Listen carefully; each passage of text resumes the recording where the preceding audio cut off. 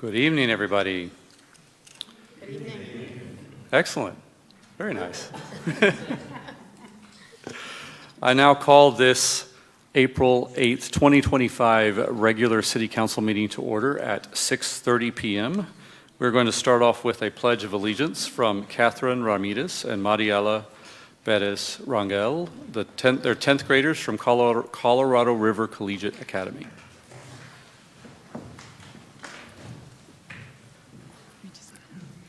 I pledge allegiance to the flag of the United States of America and to the republic for which it stands, one nation, under God, indivisible, with liberty and justice for all.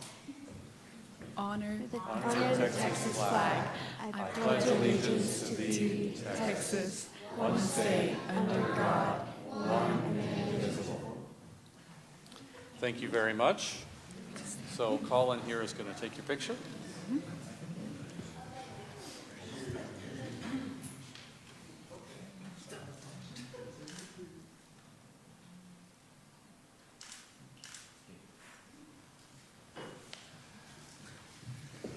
Okay, everyone stand up for me again.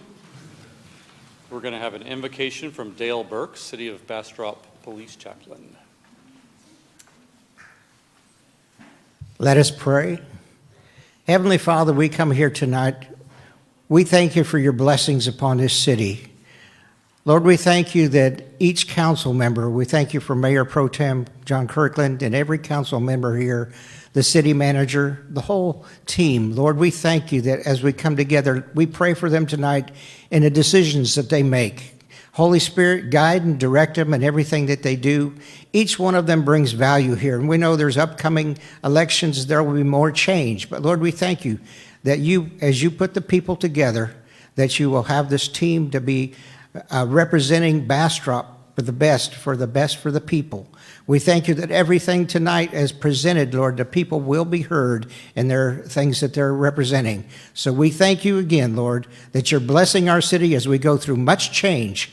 We're working with the county as well. So, Lord, we thank you. Every person's valuable here, and we thank you for it. In Jesus' name, amen. Amen. Okay, everyone be seated, please.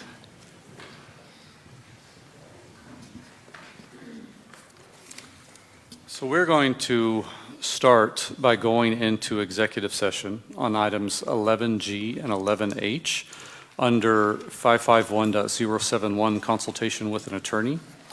So let me read those.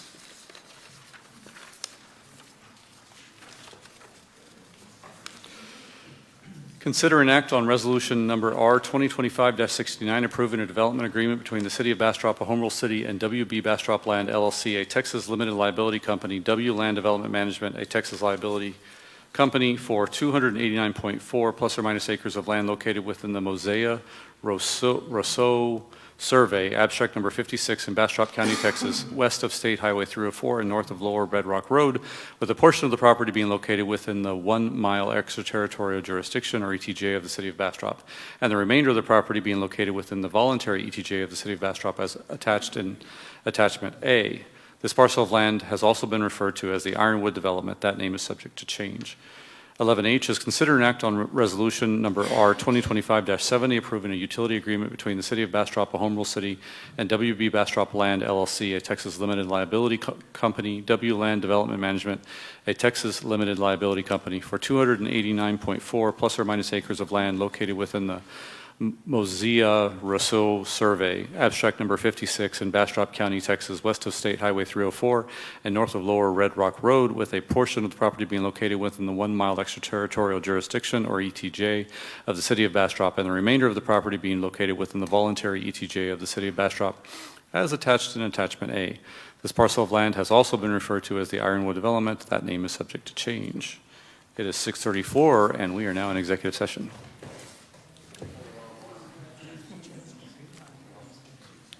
Okay, it is 6:49 p.m. and we have returned from executive session.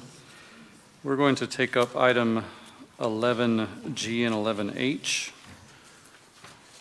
that we discussed in executive session.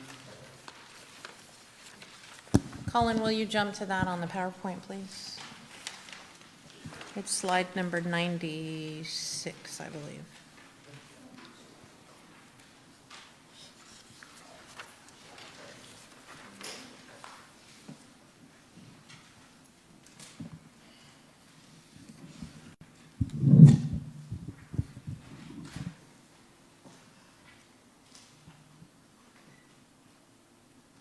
Mayor Pro Tem, are you going to read the item or shall I just jump in? I read them earlier. Okay. Yeah, let's jump in. Okay. So thank you, Mayor Pro Tem and Council. This is the development also known as the Ironwood Development, and we put that on the agenda, but that name is subject to change, so I want everybody out in the world to understand that. This is at State Highway 304 and North Lower Red Rock Road. The development consists of 289.4 plus or minus acres, known as the Mosaic Rousseau Survey, abstract number 56 of Bastrop County. So Ironwood is a master plan development within our 1 mile ETJ and in our voluntary ETJ. The Ironwood development will be creating a MUD, a municipal utility district, that comprises all of the acreage. The development itself is a mixed use that has 74.5 acres of parks and open space, 134 acres of single family, 16 acres of mixed, and 44 acres of core base P5, which is commercial, and there are some right-of-way mixed in. The open space includes detention, water quality, parks, green belts, easements, and property. The proposal is that this development be the first in the colony is a MUD, and the colony is outside of the city's jurisdiction, the jurisdictional limits. It's outside of our city limits. And therefore, while we may show up through shared use agreements with the ESDs, our police, our sheriff, our staff, we don't collect any city taxes for that. This agreement would be the first of its kind for our city. So in this agreement, our water, wastewater facilities, drainage, detention, road, construction, these are all addressed. Here is the detail, and I'm sorry for the fine font, but there is a lot that we've worked into this development agreement. First, I will tell you that the developer will install all infrastructure, and then they will turn that over to the city. Water will be served by Aqua, with wastewater being served by the city with a line from 304 directly to the city's wastewater plant. Streets is important because those are typically transitioned and turned over to the city, but in the construction process, the streets are put in first, and by the time all of the concrete trucks come in and create the houses, they've ripped up the streets. We've agreed with the developer that when the subdivision is at 80%, they will come back in and rebuild those roads as if they were new. There's a traffic impact analysis that's required for 304 and Lower Red Rock, and any improvements that are required for that, they will construct. Now, the city's tax rate at this point is 0.4994. There are MUD restrictions. The city's portion would be 13 cents. At total build out, that turns out to $597,000 to the city, versus zero had we left this as an out-of-city MUD, which is a very real possibility. Tree protection, they are doing more dramatic tree protection. They are providing a survey for all trees over 6 inches when we have a 10-inch protection in our ordinance. Impact fees are at the time of issuance, so there's no vesting.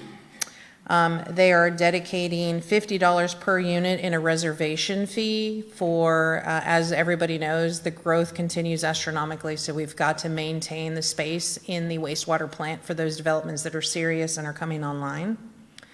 They are dedicating a 1.5 acre site for public safety, and the developer will work with the city to help us assist in creating that substation. We'll continue service by ESD number 1 until they're annexed, and then we would petition ESD number 1, and that would come into the city. And that dedication for 1.5 acres is total for public safety, so it may be a shared city police substation.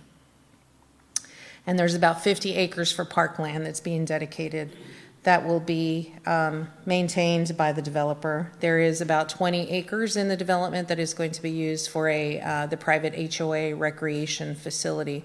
But this allows the city to work and to program a lot of those open spaces, and it begins to really put some meat into our trails and open space concepts. Here's the financials. 26% of the assessed value is the city's. Once the MUD debt is completely paid off, all of that comes back into the city, and the city is 100% whole again. And again, here's the other discussion items: public safety, parkland, impact fee, reservation, and impact.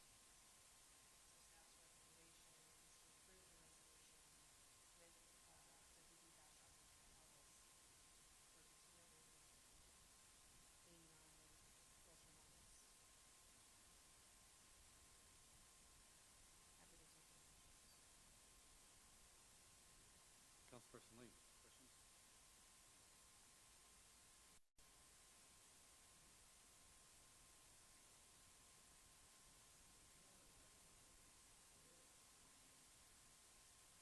Anybody else? All right. Okay, whisper it in her ear, and then she'll whisper it in my ear, and then I'll tell them.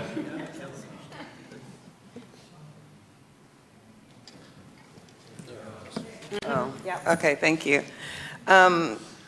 Sorry, I lost my page where my questions were on. But I know I wanted to ask about the impact fees. Did you say what our estimated impact fees are for this project?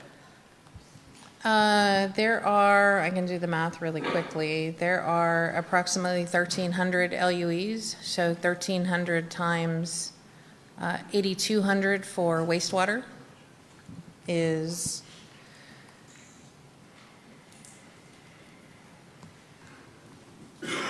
$10.6 million for wastewater, and then we're at about 5,200 for water. And all the infrastructure is in place to support this project, or are we still needing to? They will be building the infrastructure. That's part of what the MUD will be building. $6.7 million into the water fund. Okay, thank you.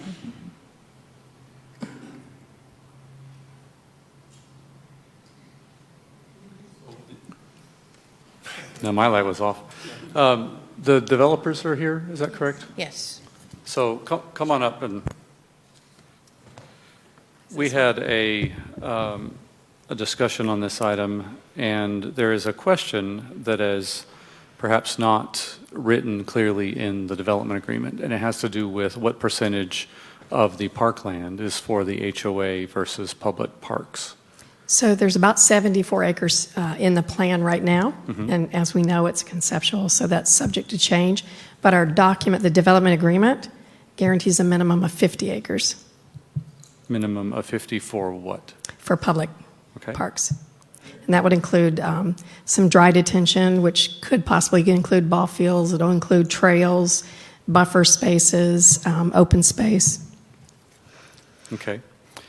And Madam City Manager, does the development agreement include this today, or should we say something in a motion that would? You should mention it in a motion. It's mentioned on the slide, but it's not memorialized in the agreement itself. It does have a minimum of 50 Yeah. acres public. Yeah. So Okay. Yeah, the minimum of 50 acres is in the development agreement. You want me to pull it real quick?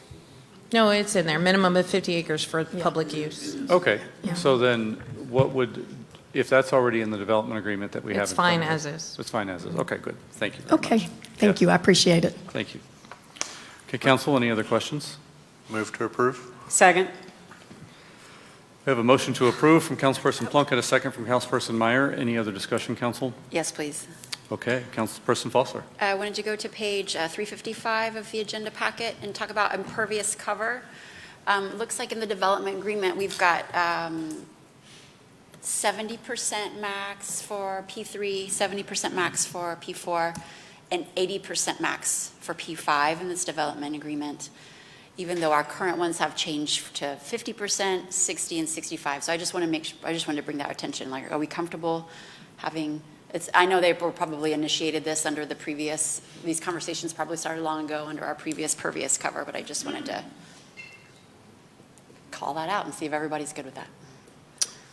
Years ago, actually, Years ago, yeah. we will, as you know, impervious cover doesn't vest. We will come back.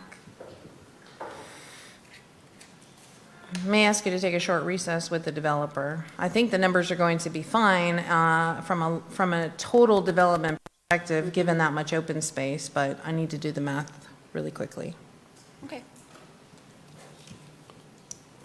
So would you like us to take a short recess or move on to another item? You can move on. I will.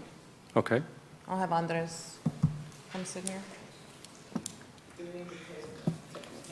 You can recall it shortly.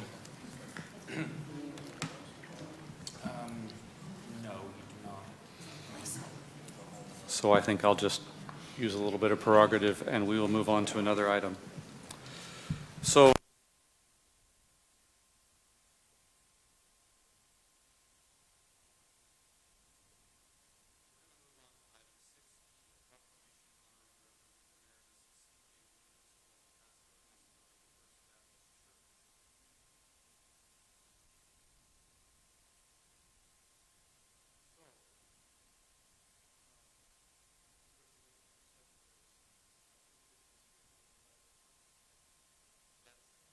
So can I get those of you that are here for this item to maybe come up here to the front?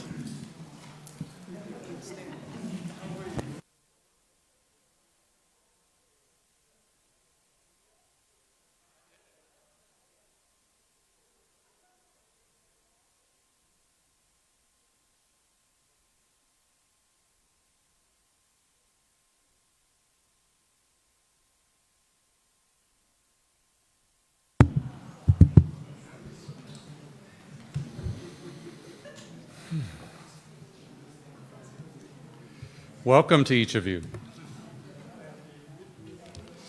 So Councilperson Lee sponsored this item and brought this to us, and so we now have a proclamation of the City of Bastrop, which will be official when I sign it in a moment. Oh, perfect.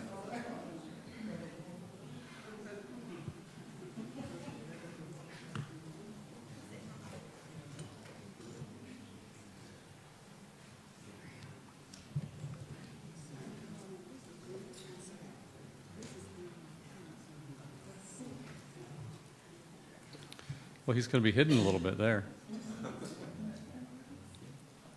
That'll work. Hello, sir.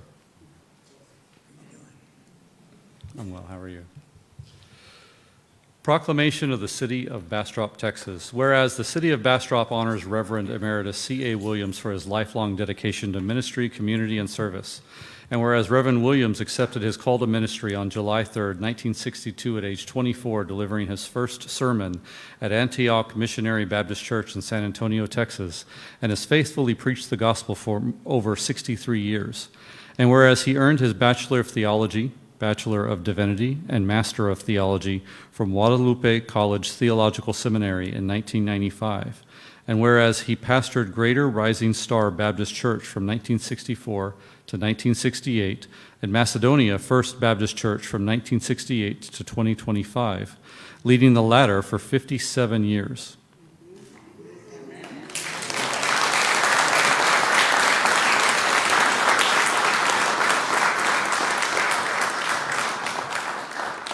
So how do you plead?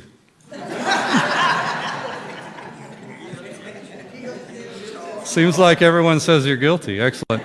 Expanding it into a full-time church and overseeing the construction of a fellowship hall and sanctuary. And whereas he has been an influential leader in state conventions, serving as recording secretary for the Progressive Baptist State Convention of Texas, and whereas under his mentorship, 9 men have entered the ministry and 5 have been embraced as adopted sons in faith. And whereas with the support of associate pastors and deacons, he has strengthened Macedonia First Baptist Church. And whereas a pillar of the Bastrop community, he founded the Fish on Wheels ministry to serve the sick and shut-in, embodying the qualities of a true shepherd, counselor, leader, teacher, and preacher. Now, therefore, I, John Kirkland, acting Mayor Pro Tem of the City of Bastrop, Texas, do hereby proclaim April 13th, 2025 as Reverend Emeritus C.A. Williams Day in the City of Bastrop, in honor of his unwavering commitment, spiritual leadership, and lifelong service to the church and the community. In witness whereof I have hereunto set my hand and caused the official seal of the City of Bastrop, Texas to be affixed this 8th day of April 2025. I'll fix my signature. This is now official. Thank you, sir.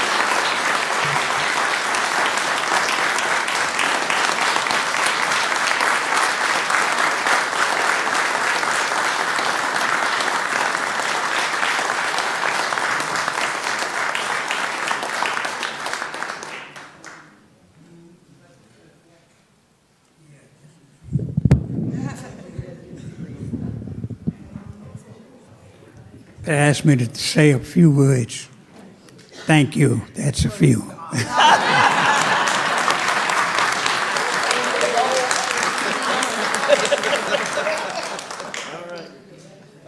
Thank you very much.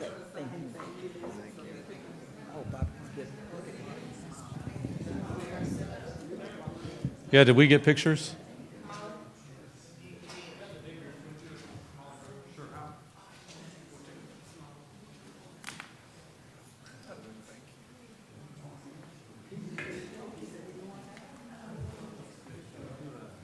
Big one of the big group, but it's a big shot. Do a smaller group with sort of council and closest. And we'll pick a side to do this.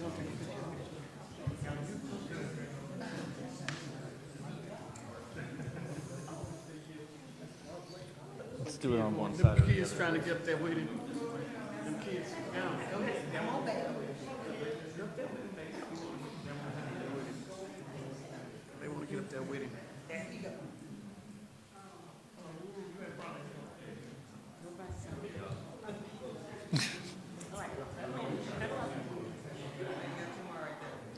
Oh, them deacons trying to get up there. Them deacons trying to get up there, kids. Randy, Randy Young, some come on this side. Yeah. Dion's way back there, look. Dion right there. Come on, Dion. Got one more right there. He's the taller. Yeah.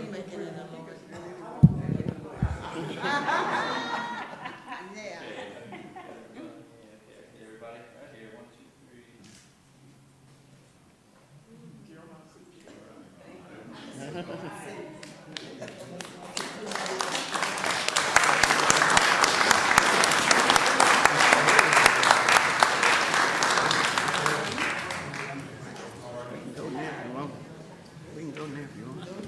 Yeah, so you can go get back in the bed.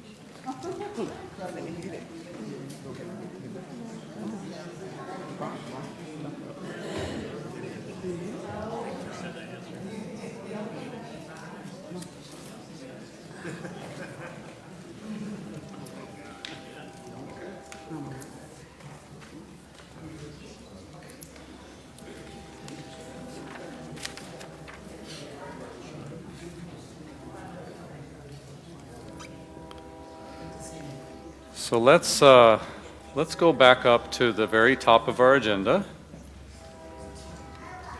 to 6A, Mayor Pro Tem's report.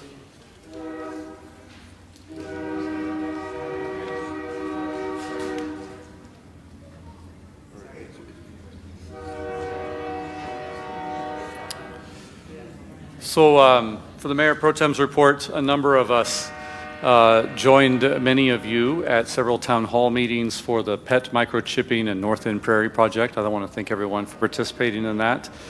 There have been a tremendous number of ribbon cuttings as our community grows. The Chamber of Commerce is going to continue cutting ribbons, go figure. And so we've seen plenty of that lately. And I also participated in an early morning Casa breakfast and fundraiser this last week. So I'm going to hand it off to Councilperson Foster. Hi, everybody. I want to say thank you to the Lost Pines Art Center for having a fantastic gala on Sunday afternoon. And I want to say thank you to the Chamber, specifically the Governmental Affairs Committee. They offered, they did a candidate forum last week for all the City Council candidates, and they're having another one this Wednesday at the Convention Center for the BISD trustee candidates and also for the mayor's candidates. And those questions are great. What's it like being in the hot seat? I'm glad I'm not in the hot seat this year. It's really good, and they stream them also so you can hear directly from your candidates and help you make good decisions this election season. I also wanted to mention that the Colorado River is having a fundraiser. You just throw money into it. No. The Environmental Stewardship is hosting a fundraiser for the Colorado River, and it is going to be next 2 Thursdays from now, April 17th at Neighbors from 7 to 9 p.m. We've got some fantastic music lined up and some educational pieces. And that's all I got. Thanks, y'all. Councilperson Lee. Thank you, Mayor Pro Tem. Good evening, Bastrop. So the council attended the Region 10 meeting, the TML Region 10 meeting in Elgin. So thank you, City of Elgin, for hosting that. The city hosted its annual National Walking Day. I had a few people come out at the heat of the day at 5:30, and we walked a good hour on our little walk. So I enjoy doing that every year, and thanks again for asking me to host. First Friday, I don't know what was going on in Bastrop last weekend, but downtown was packed Friday night. Like, it took me 30 minutes to find a parking spot, but it was on and popping. Thank you, everyone that puts First Friday together. The public library is gearing up for summer. There is a full calendar of events beginning June and July and into August. So kiddos are looking for something to do, even lots of adult programming. They're going to have that information up on the website very, very soon. And then GiveBastrop.com is a free community resource where individuals in Bastrop County can request help from nonprofits and government agencies. So they're asking everyone who has a nonprofit to please go to GiveBastrop.com and register your nonprofit so that when people log into their site, they have access to resources that they might be looking for. Thank you. Councilperson Plunkett. I bet y'all get everything covered. Councilperson Meyer. Thank you. Just 2 quick things. I just want to thank everyone who came out to the town hall on pet microchipping, and especially Save an Angel, Jeremy, and Cats Anonymous. Trap, Neuter, Release is what TNR stands for. And these organizations are just amazing, and I just want to thank them. And they help our community so much. So if you're in the giving spirit, remember those 2 organizations, because they really help so much with the spay, neuter, microchipping, low cost, vaccinations, everything. Second thing, last thing, I want to recognize Kathy Danielson and her entire staff at the Convention Center. They always put on the best Farm Street Opry ever, and that's all I ever hear every time they have one, but also just for the hard work that they do constantly at the Convention Center. Timeless, countless hours they put in. So thank you so much to Kathy and your staff. And Councilperson Foster did a great job hosting that this last Thursday. So we're going to move on to item 6C, City Manager's Report. And Madam City Manager, Councilperson Foster is recusing herself from your North End Prairie update. So can you move that to the end, and then we will have her step out? Will do. Thank you. So hotel occupancy, you're going to have a portion of that information in your financial transparency piece as Kathy discusses the convention center. We are up. Revenues are up year over year. Information from some of our partners was not complete, so I will bring the rest of that at our next meeting. The process for legal expenses and tracking counsel, Denton Navarro is completing their new process, and we will roll that out with the council once that's complete. 1005 Pecan, that is the plat that's been submitted Similar to North End Prairie, we are expecting an appeal. That appeal will go to the Planning Commission and then ultimately the City Council. That project is vested in the plat perspective, so 1005 Pecan has submitted a plat dividing one lot into 3 lots. We have a joint meeting with the BEDC on April 21st, and that is to discuss the creation of the city's first TERS in the industrial park, as well as some other economic development tools we've been working on to help attract and fill the park. We have a comprehensive plan update on April 24th. We've been very, very, very busy. There is a public meeting from 4 to 6. I saw the emails going around that it's not enough information. That is the public portion of the meeting. There is a joint meeting from 6 to 8, and it's an open meeting, so there will be continued public input, and there are more meetings along the way.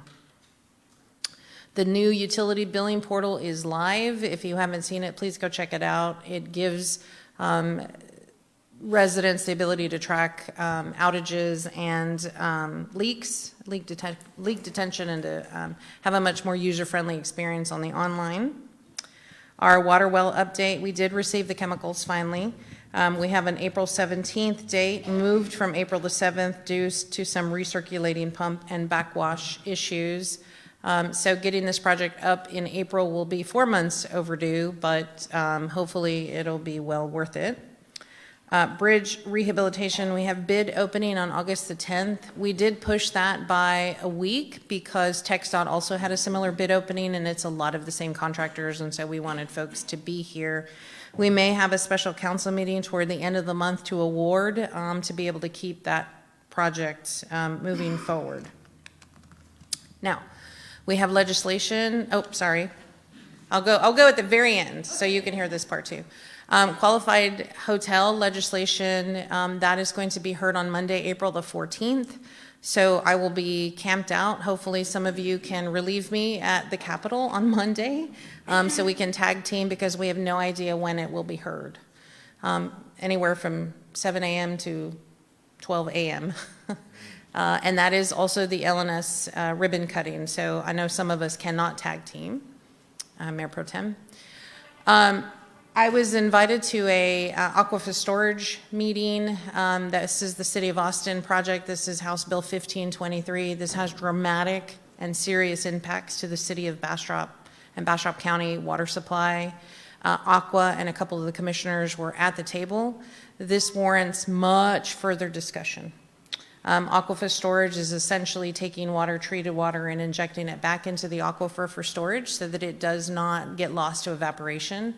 That sounds like a wonderful process. There are things to consider, chemistry and geology, and the influence of metals on that water as it goes back in. So we have to be very cautious as we proceed with that. We have another discussion on 421, and as soon as I receive the documents from Austin Water, which are expected this week, I will share with the council in a separate memo. So now I'll go to North End Prairie.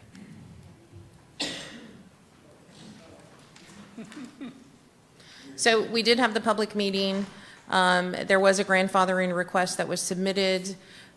We agreed to certain parts of the grandfathering per the statute.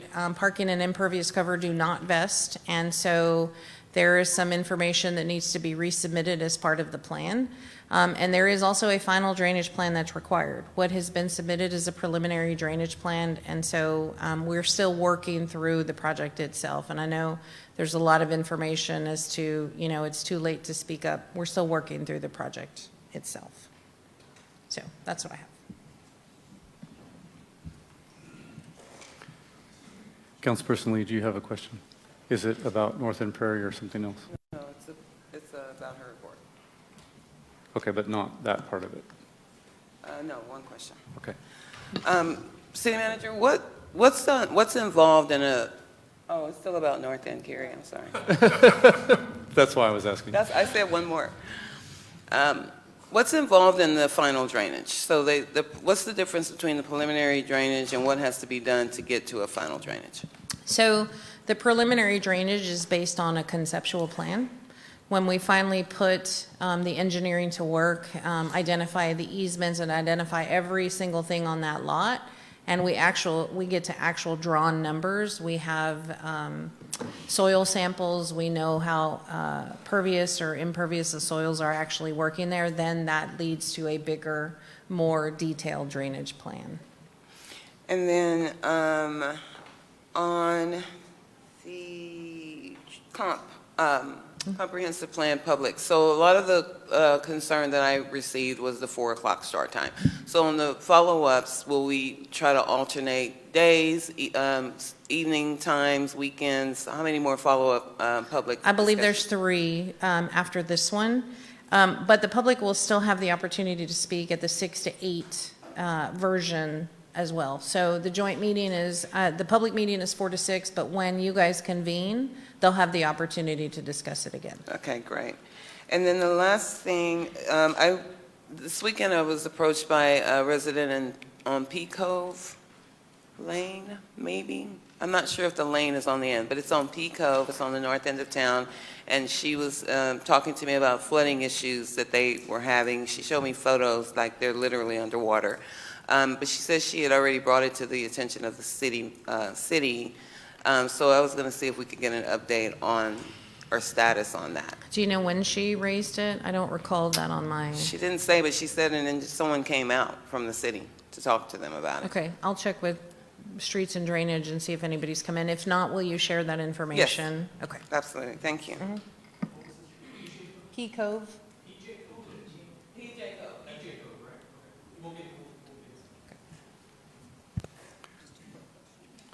On North End Prairie? Okay, Councilperson Meyer. So just to clarify, Sylvia, you said on North End Prairie, not grandfathered parking, not grandfathered impervious coverage, correct? So residents, you heard that. It's not all grandfathered. So just want everyone to understand that. Okay, I think we're done.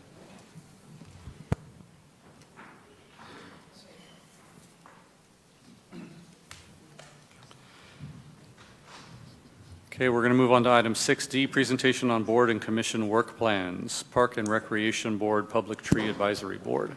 Mayor, that item is tabled. They did not have a quorum at their last meeting to complete their work plan. Okay. We will strike that one from the agenda. So then we have a number 7, work sessions and briefings, 8A, financial transparency and budget preparation, prepare and discuss the Fleet and Facilities Department and the Convention Center Department funds. Madam City Manager.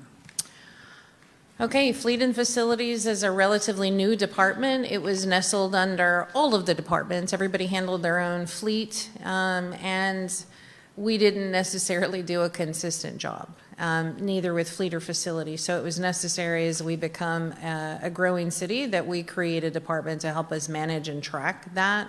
We are getting some brand new software that's integrated with our finance software so we can keep track of how much we've spent, when we've spent it, why did we spend it, when. So Doug Haggerty is our director, and he's going to go over what I've noticed is my staff has taken this opportunity to describe their wish list also for the next budget season. So just as an FYI.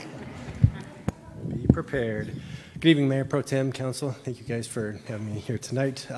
So as Sylvia mentioned, our group is brand new. We're about 15 months in.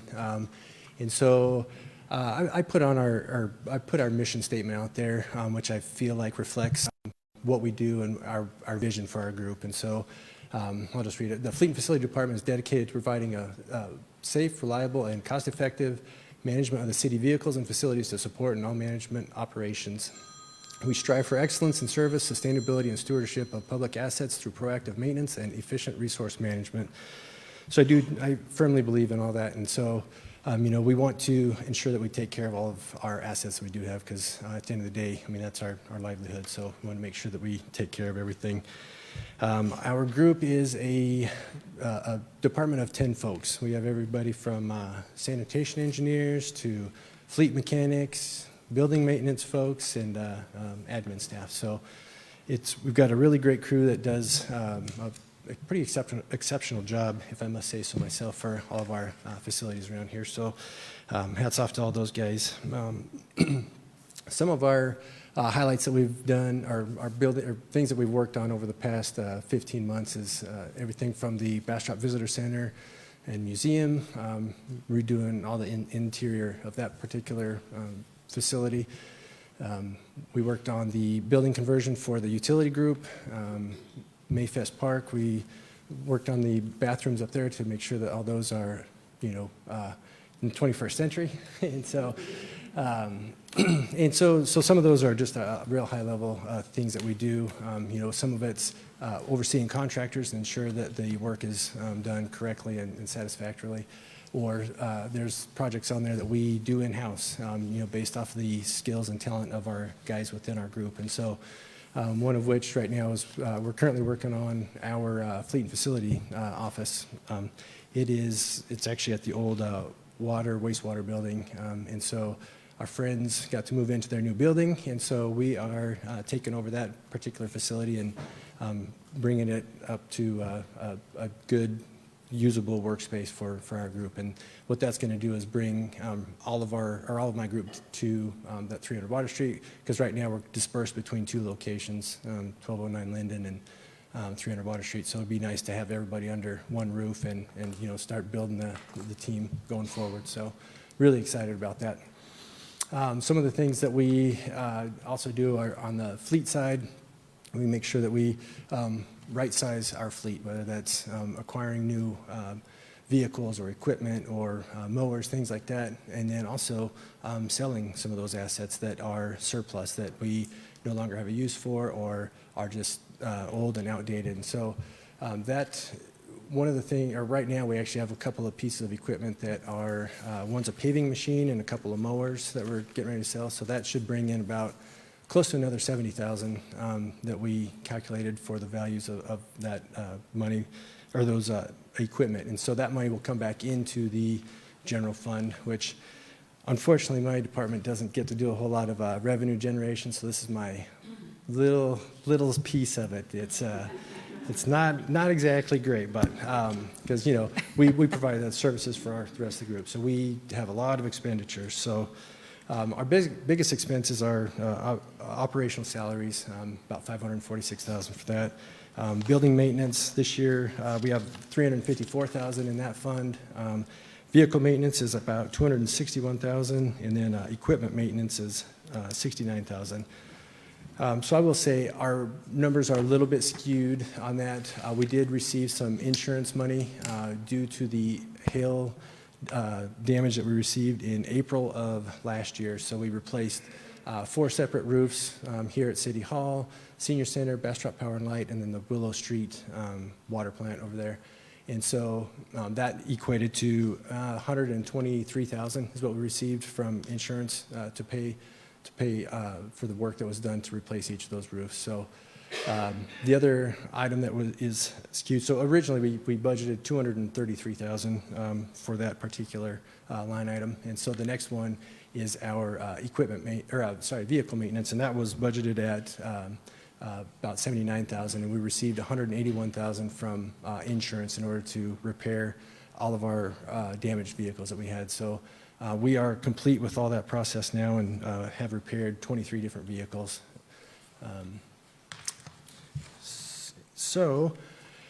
As Sylvia mentioned a minute ago, we are piggybacking off of finance. We are jumping on the OpenGov bandwagon and bringing that transparency for our department, not only through obviously budget-wise, but also through the work orders. So each person, facility, they'll be able to submit their work orders. We'll know exactly which building, what office, all that stuff. And so that'll give us good insight to our facilities and making sure that we take care of requests as they come in.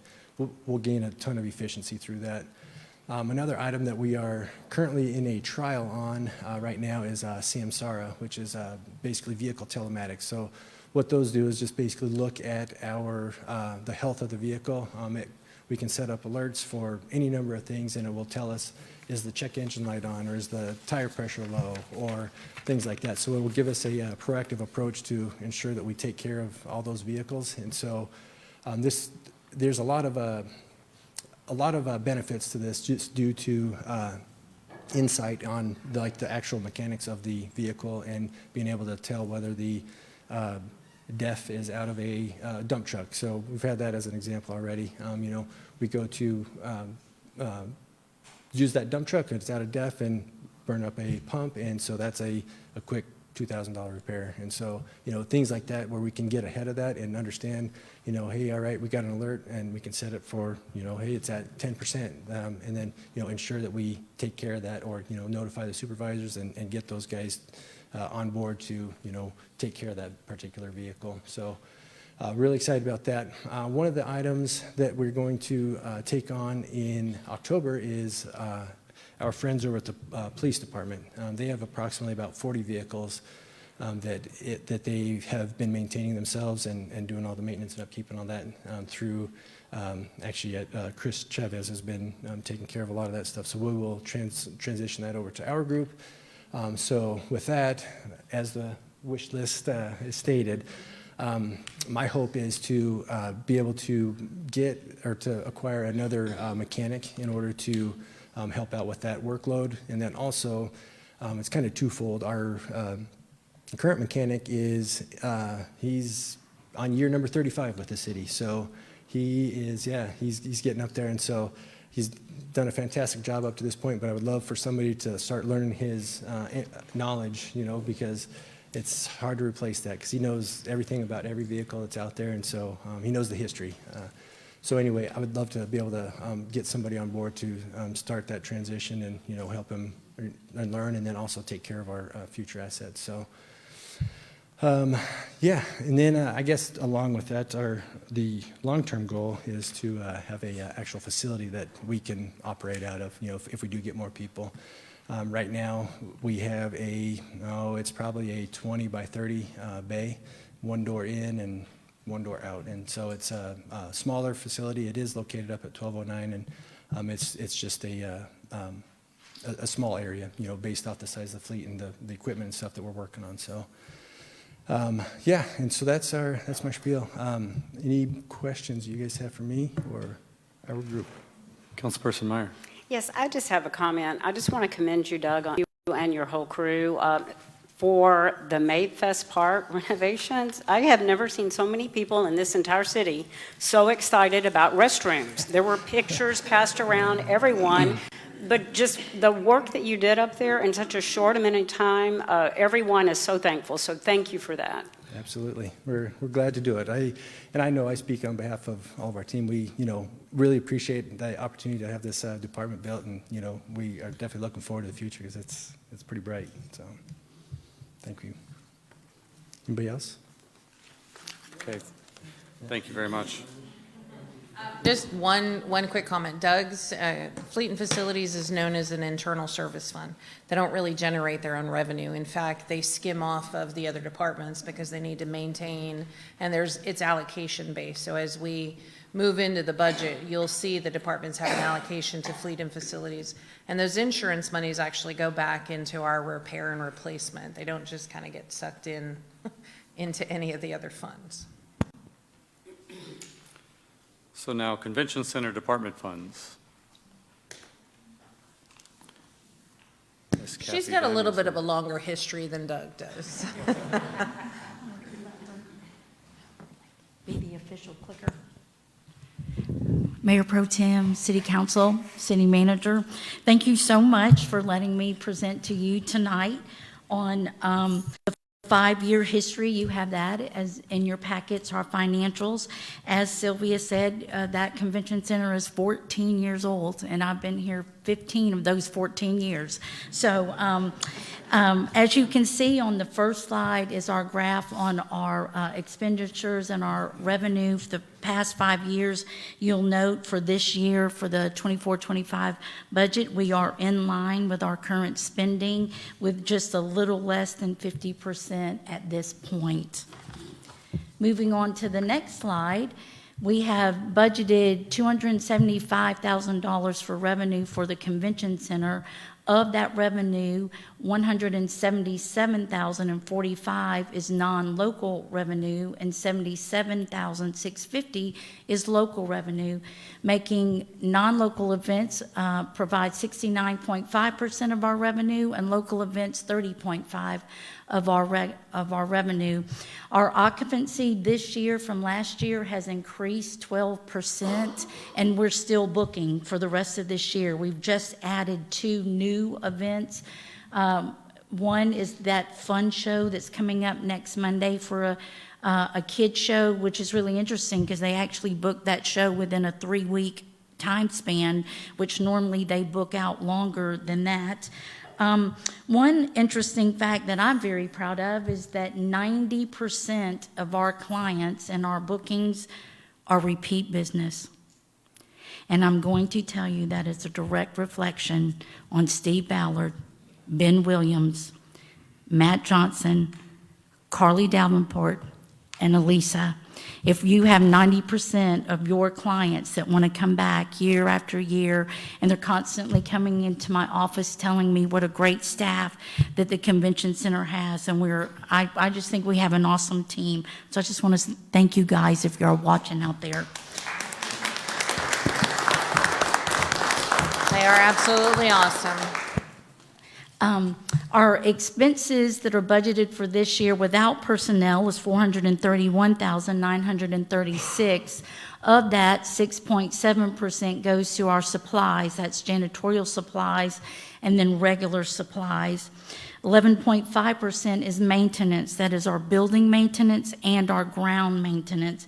Building maintenance, taking care of that building that is 14 years old, is a full-time job, and it includes things like HVAC, our lighting, restroom fixtures, our air walls, outside lighting.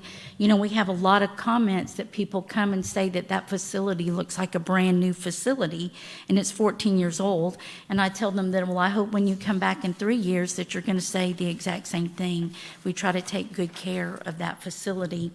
13.8% is in promotions. That includes our advertising, our dues and subscriptions, and our travel and training and professional services. Our travel and training is really not like your normal travel and training, because a lot of our travel and training really should be /sales, because a lot of times when I travel, I'm on the road back and forth to Louisiana working with their delegation to work with them on our Mardi Gras event. 68% is operations of that facility that include the equipment, small tools, communications, utilities, and the admin support and equipment rental, but normal things that go along with maintaining a 26,000 square foot facility. Additional responsibilities that I don't know if all of you are aware that our convention center staff is responsible for, but I listed them for you. We're responsible for the monthly Farm Street Opry, which we love, and hopefully all of you love it too. And if you haven't been, it's the first Thursday of every month. The Boo Bash is our Halloween celebration that's held downtown, where we work with the community support groups, nonprofit groups, local businesses, and that usually has about 7,000 people downtown on that night enjoying the festivities. The Lost Pines Christmas Parade, we do that event, and I pretty much think that that is the premier event that the City of Bastrop has. Over 20,000 people show up for that event. MLK Day celebration, we host that every third year at the Convention Center. And our newest event is the Mardi Gras celebration. And if you can see in that bottom right-hand corner, that is all the people that we work with and all of the different businesses and nonprofits. And to pull that Mardi Gras ball and parade and downtown festival off, we start at Lost Pines Toyota with an All Kings Day celebration. The senior citizens do a big King and Queen dance, and we've partnered with Juneteenth this year to do the gumbo cook-off. So hopefully that is a tourism-driven event that will grow each year. We're also responsible for the film permitting process. We're working on a film permit right now to do a commercial on Pecan Street and Cypress this Thursday. Vicky's working on the final details with them, but looks like we're going to have a film crew on Thursday. We also process the community support group funding and the community asset funding. So we stay busy over there, but I like to think we love every minute of it. And my budget increase considerations, these are just considerations, or maybe to just make you aware of a few things. For travel and training, this would actually be travel and training for Matt Johnson to attend the HVAC certification training at the workforce facility in Smithfield. There's no charge for that training, but once he receives that certification, then we are responsible to give him a step increase. And I've worked with HR, and that step increase would be $1,102 per year once he's received that certification. I'd like to send Carly to the through the Texas Event Festival Association to get her certification as a certified festival and an event associate, and that goes hand in hand with all those events I just told you about on that previous page. That's a 3-year program with a cost of about $1,200 per year for Carly to attend that. Personnel, that is just, we have cleaned up some of the personnel. Prior administration had thought some of my personnel should be in different budgets. They've moved some of them over to me now, but there's still a couple out there that we need to move to where my entire staff is within the convention center budget. The next one is just, I don't know if this is a wish list, but or to just let y'all know that this is probably coming down the pike. That facility is 14 years old. It needs a new roof, HVAC repairs, carpet replacement. That's the same carpet that we had the day we opened. Same chairs, everything. Furnishings, the tables, chairs, and ground maintenance. All of that totals, and this is pre-COVID estimates, $787,000. So I'm sure at this point now it's well over $1.2 million. But just keep that in mind as we're trying to maintain that convention center. Additional marketing dollars, this is a wish list, additional $25,000 for a billboard and TSAE sponsorships. At one time, several years back, I did have a $100,000 marketing budget that I was able to use for marketing the convention center through billboards, radio, television, trade shows, all of that. That was cut back, and I think I have $20,000 now. So it would help us a bit if we had additional marketing dollars. And that is all I have. And are there any questions? Councilperson Lee. Thank you. Great presentation, Kathy. Thank you. I do have a question about the events. How do you define local and non-local events? Non-local events are like our sportsman's banquet and the chamber banquet and literally local events. I have them listed right here. I can tell you some. We have the boards and commissions banquet. We have the veterans luncheon. We have the red, white, and blue banquet. We have kitty bingo. We have local churches that rent it. We have a Chick-fil-A Christmas party. We have Visit Bastrop board meetings, the high school football banquet, the proms. Things like that are considered local. What about non-local? Non-local, we have things that are organizations outside of Bastrop. That was my question. Yes. So anything that's hosted there and they don't, the organization doesn't reside within the city limits Right. of Bastrop? Yes. Would a county organization be considered local? No, or we non-local? count them non-local, anything outside of Bastrop. But that's things like the Texas Market Guide, the Little Miss Pageant, the gun show, the hot tub, that just came and did their big hot tub thing, the national talent competition. It goes on and on. Can we get a copy of that yes, or a breakdown yes, of what events certainly. are pretty standard? And can we also, is there a way to get, I know there's a way because the city manager talks about the data all the time, breaking down like where the visitors that are coming from? Are they coming like within 50 miles of somewhere to get to these events at the convention center? Are they coming from, San Antonio or Austin? Yeah. So a breakdown of that would be great, and then I'd like to see a copy Sure. of the non. Thank Yes, you. ma'am. Do you Thank want you. to, Great do you want a presentation. sample, or are there particular events? No, just kind of a average, I guess. Just, I don't know how you want to do the data. So. The best way to do the data. So the data depends on every event because we give it a bracket of date. So Okay, so a sample would be great from like the Corvette Invasion. The Cult Classic is the big one, right? And then maybe some smaller ones. Okay, So maybe 4. okay. That'd be great. Thank you. Yes, ma'am. Councilperson Kathy. Meyer. Thank you. Kathy, this probably is going to be a question for Sylvia. And Sylvia, correct me if I'm wrong, but is the debt still about 3.2, 3.5 million on the convention center? Correct. So in the moving forward, at some point in time, hopefully sooner than later, but at some point, if that building becomes perhaps a rec center and we have another, leaving them with a huge debt is not really fair. So what I'm suggesting or hoping that we could start cutting down more with our hot funds when we do our budgeting, to use more of the hot funds to cut down on their debt for the convention center. So the convention center is actually one of those very few actual, we have to be doing that, registration for conventions, those things, there's a couple in that bracket. But yes, we've been deferring maintenance. The first thing is to begin addressing, right, if we don't fix the roof's gonna get worse. So we've got to begin addressing some of that maintenance, and yes, I will look at any prepayment penalties for the debt. Thank you. Thank you, Kathy. Thank you.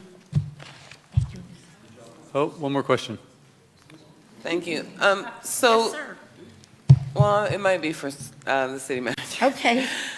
So at the mention of that possibly being a rec center, why would we want that? Because the convention center is always busy. We talk about how busy and how booked the convention center is all the time, and that brings in sales tax revenue. So why would we want to take that sales tax revenue away by making it a convention or a rec center? And can we make it a rec center because we use sales tax to build it, right?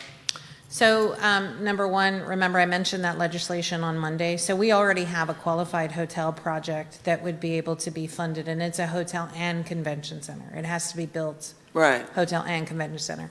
So the goal is that we have a larger convention center attached to a hotel in some other space. There was an original plan to have it here across the street. The numbers don't work and the drainage don't work. Right, I understand that, but if we do a qualified hotel project, that hotel, that's their revenue. All we would get from that is sales tax, right? So we would get the state's portion of the sales tax and our sales tax. But aren't we, by having our own convention center, every dollar that goes into the convention center we have now comes to us plus the sales tax? Are we missing money if we give it away to a hotel and then we're going to lose that extra revenue that it brings in outside of the sales tax? No, so the hotel convention center has to be city-owned. Oh. Has to be city-owned. So we still only get sales tax from it? No, there's room revenue. There's an entirely So we would different- get, okay, yes. gotcha. That's what I was wanting to know. Okay, thank you. The goal is that we get what we get now plus. Okay, so we're now going to move on to citizens' comments. I have a request to speak from David Harwell that I believe was withdrawn. If you would still like to speak, you're welcome to do so. Next is Ray Leal, who does not wish to speak but wants to record his opposition to North End Prairie. Next is Carol Spencer, who wishes to speak.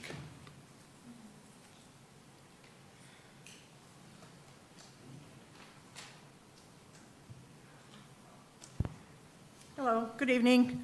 I don't know about you guys, but I watch a lot of legislation.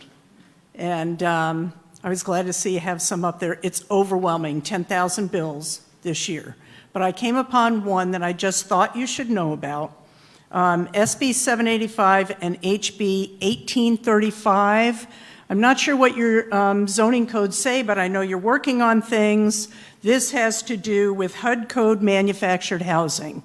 Interestingly enough, I have a long background in low and moderate income housing. I didn't know what HUD code housing was, looked it up. HUD has revamped their website, and any information you want about HUD code housing, you're not going to find. 404 is page not found. But I want to tell you what this very short piece of legislation says, because I think it will affect the city. It says that any Texas municipality with zoning regulations or zoning district boundaries may not adopt or enforce other zoning regulations or zoning district boundaries that directly or indirectly prohibit the installation of new HUD code manufactured homes in all residential zoning classifications or types of residential zoning districts. So I don't know how your code is set, but that says to me that if this passes, you will have to allow manufactured housing in every single zoning district that you have. Prior to that, it says you basically have to affirmatively allow it in a particular zone. But then it goes on to say, and it's, all these bills are single subject bills. So unless you happen upon something as you're looking for something else. And I happened upon this, and I just thought as you're rewriting your code, you might want to be aware of that. The Senate bill has already passed, 785 passed. HB 1835 has a hearing on the 10th. And if you know with the HB bills, you can make comments online. You can't with the Senate, but you can with the House. So if you need a link, I can tell you what the link is, not off the top of my head. But if you want to look at that, and you may want to make some comments on it. There are several other bills that you might want to look at, but I thought this might directly impact you and thought you should know about it. Thank you. Thank you, Ms. Spencer. Address the council directly on the item. Our code already allows HUD manufactured housing. However, it's touted as affordable in our code, but it is overly restrictive on how you can put it. There are frontage requirements. So as per Ms. Spencer, we will have to revisit. We won't have to revamp the code in its entirety, but the code was sold as an ability for affordable housing. But when you try to put a HUD, a code manufactured home, as per the code, it is near impossible. So. Next is Jeanette Watson.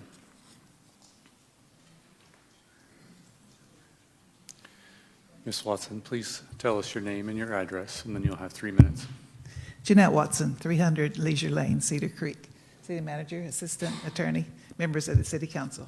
This is several months early, but I want to bring it to your attention in case we need to put it to a ballot for voting. But first of all, I want to say thank you for your wisdom last year in approving the city ordinance that restricts sex offenders in our community.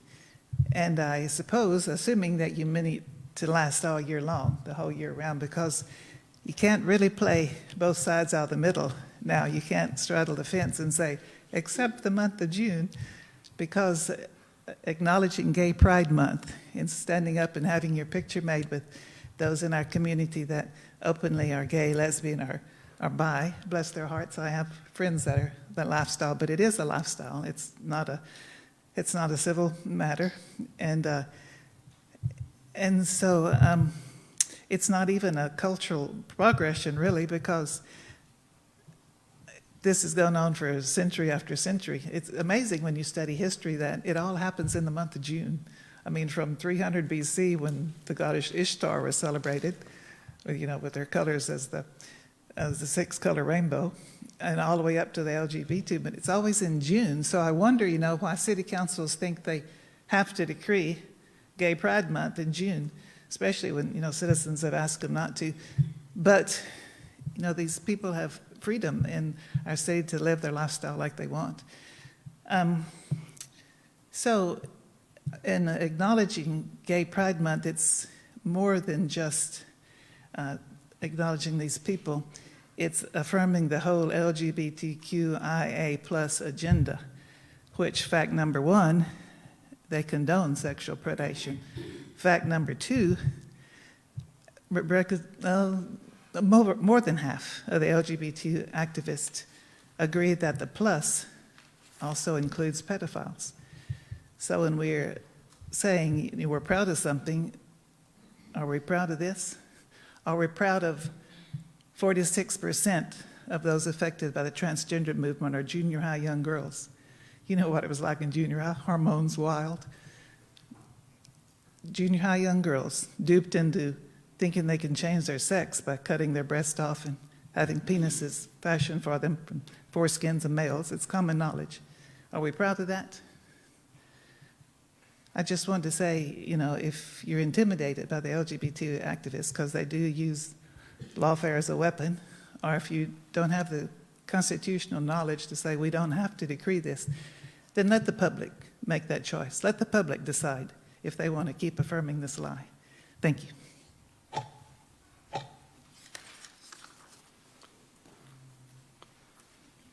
Next wishing to speak is Heather Green.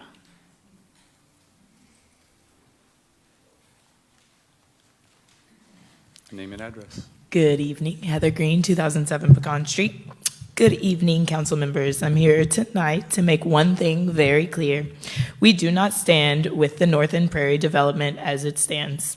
I've spoken with my neighbors and we stand as a united front. We are not just a few scattered voices, we are a community. While I may be one of the younger members of this group, I was raised here, and I am now raising my own children here in the same neighborhood that my family chose decades ago. At the recent town hall meeting, my neighbors showed up and spoke out. They made it clear that this development in its current form does not reflect the values or needs of the people who actually live here. The supporters of this project are transplants. They haven't invested their lives in this place the way we have. They don't live next door to the proposed site, and they don't walk these streets every day. But we do, and every single person whose property touches this development is afraid of what life will look like if this gets approved. That fear is not based on rumor or resistance to growth. It's based on real, lived experience and a deep love for the place we call home. We want to make sure our words are not misunderstood or twisted, as they have been by certain people involved in this process. Our opinions have mattered from the beginning, and they still matter now. The city has been listening, and we are thankful, but the development team has not. They continue to move forward with a plan we've repeatedly said we do not want. So I ask you again, please keep listening to the people who built their lives here, those who were raised here, those who are raising families here, those whose homes and safety are directly impacted. This is our home. We deserve to be heard, and we demand to be respected. Thank you. Thank you, Ms. Green. Okay, so that's the last citizens' comments. There is one comment on an agenda item that we will get to in a moment.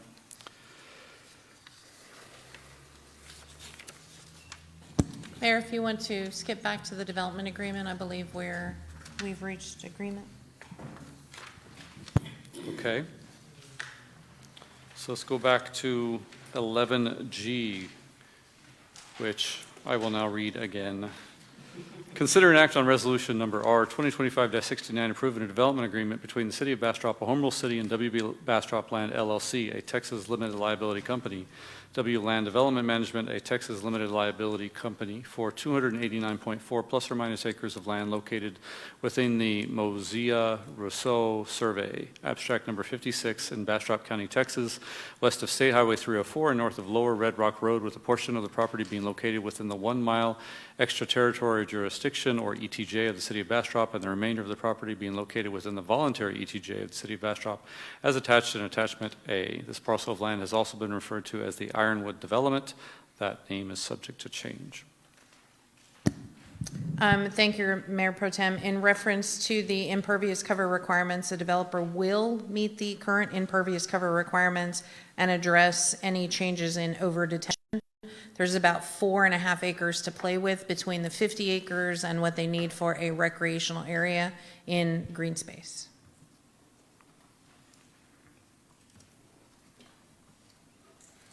Point of order. I just want to remind you there was a motion and a second, I believe, on this.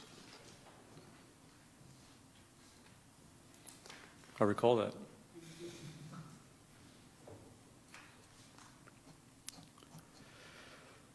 So since we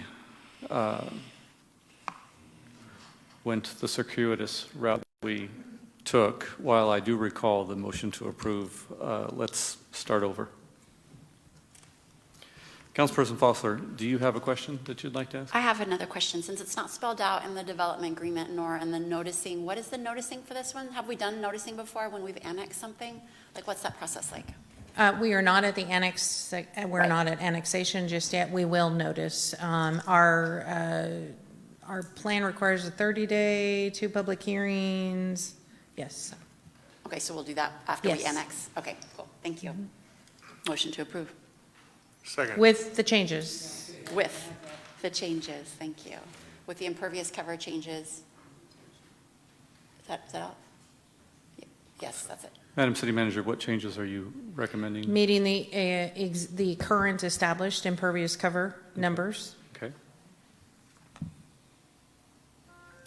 So we have a motion to approve from Councilperson Fossler that also includes meeting the current impervious cover numbers. A second from Councilperson Plunkett. Is there any other discussion, Council? Okay, all those in favor say aye. Aye. All those opposed say nay. Motion passes unanimously. Let's move on to item 11H, which is the second interrelated item for this. Consider and act on resolution number R 2025-70 approving a utility agreement between the City of Bastrop, a home rule city, and WB Bastrop Land LLC, a Texas limited liability company, W Land Development Management, a Texas limited liability company, for 289.4 plus or minus acres of land located within the Mosea Rousseau Survey, abstract number 56 in Bastrop County, Texas, west of State Highway 304 and north of Lower Red Rock Road, with a portion of the property being located within the 1 mile extraterritorial jurisdiction, or ETJ, of the City of Bastrop, and the remainder of the property being located within the voluntary ETJ of the City of Bastrop, as attached in an attachment A. This parcel of land has also been referred to as the Ironwood Development. That name is subject to change. So, Madam City Manager. Thank you, Mayor Pro Tem. This is the second half. This is that the developer will be requesting consent to create a municipal utility district number 5 to serve. After the MUD is created, the MUD will be responsible for constructing the infrastructure improvements needed to serve the development. And the utility agreement memorializes who's responsible for what, facility construction, long-term maintenance, et cetera, et cetera, et cetera. The reason why the city's portion is 13 cents, there is a portion, the difference of that portion, the 74%, is going toward MUD debt. At some point after a period of perhaps 7 to 10 years, the city may annex this. However, we'd have to revisit where the MUD debt is at that point. You never want to mix general fund money with wastewater money, so we'll have to just take a look at this further down the road. And again, the option for the city is the MUD is created, we get zero. We work in partnership. There are line extensions that serve a much needed area. And there is a revenue generator and parks creation. And so the recommendation is to approve. Move to approve. Second. Motion to approve from Councilperson Plunkett. Second from Councilperson Meyer, and a Reese's peanut butter cup in my mouth. Trying to swallow. Okay, so council, we have a motion and a second. Is there any other discussion? Okay, all those in favor say aye. Aye. All those opposed say nay. Okay, 11H passes unanimously. 11I is the final piece. Sorry, this is a complicated one. Okay, 11I. Consider and act on resolution number R 2025-68 regarding a CCN transfer agreement of the wastewater CCN Water Supply Corporation to the City of Bastrop for the Ironwood development. This area is, let's see. This area is in the Aqua Water Service Territory. Aqua is actually in the middle of transferring that to Corex, which is now known as Texas Utilities. Texas Utilities will not serve in the area, so they have no issue transferring the utility CCN to the City of Bastrop. And this item memorializes that. Any questions, council? Move to approve. Second. A motion to approve from Councilperson Lee, a second from Councilperson Meyer. Any other discussion? Okay, all those in favor say aye. Aye. All those opposed say nay. Motion carries unanimously. That's 11 aye. So because we have Mr. Derman here, we're going to move on. I said your name just so you knew I was about to talk about you. We're going to move on to 11J and 11K. We also have a citizen's comment wishing to speak on 11K, so we'll bring that up when we get there. 11J, consider and act on Resolution R 2025-76, approving an interlocal cooperative agreement for an interagency loan of $600,000 from the Bastrop Economic Development Corporation, or BEDC, to the City of Bastrop to fund infrastructure improvements related to Burleson Crossing East. Madam City Manager. Thank you, Mayor. The improvements to Burleson East include improvements to Highway 71 in terms of a turning lane widening of Ed Burleson as required. The city could have entered into an agreement with either going out for bonds or some other sale. There's an interagency agreement between the BEDC and the city where the city will borrow a portion. It is a 60-40 split between the BEDC and the city, with the city's 60% of the split being funded via an interagency loan from the city, from the BEDC at an interest rate of 4%, which is better than we could have gotten out. Sorry, my computer just... which is better than we would have got out in the private market. The phase one of the project includes, as you've now heard, things such as Sprouts. Phase one is the portion of Wagon Wheel, which is Wagon Wheel to the south. This is the area that is supposed to cut across to the settlement. We are working with the settlement folks on this being perhaps a gate that is only used for emergency purposes, for access. We've also met with the settlement folks on other safety areas, crossings, sidewalks, et cetera, et cetera.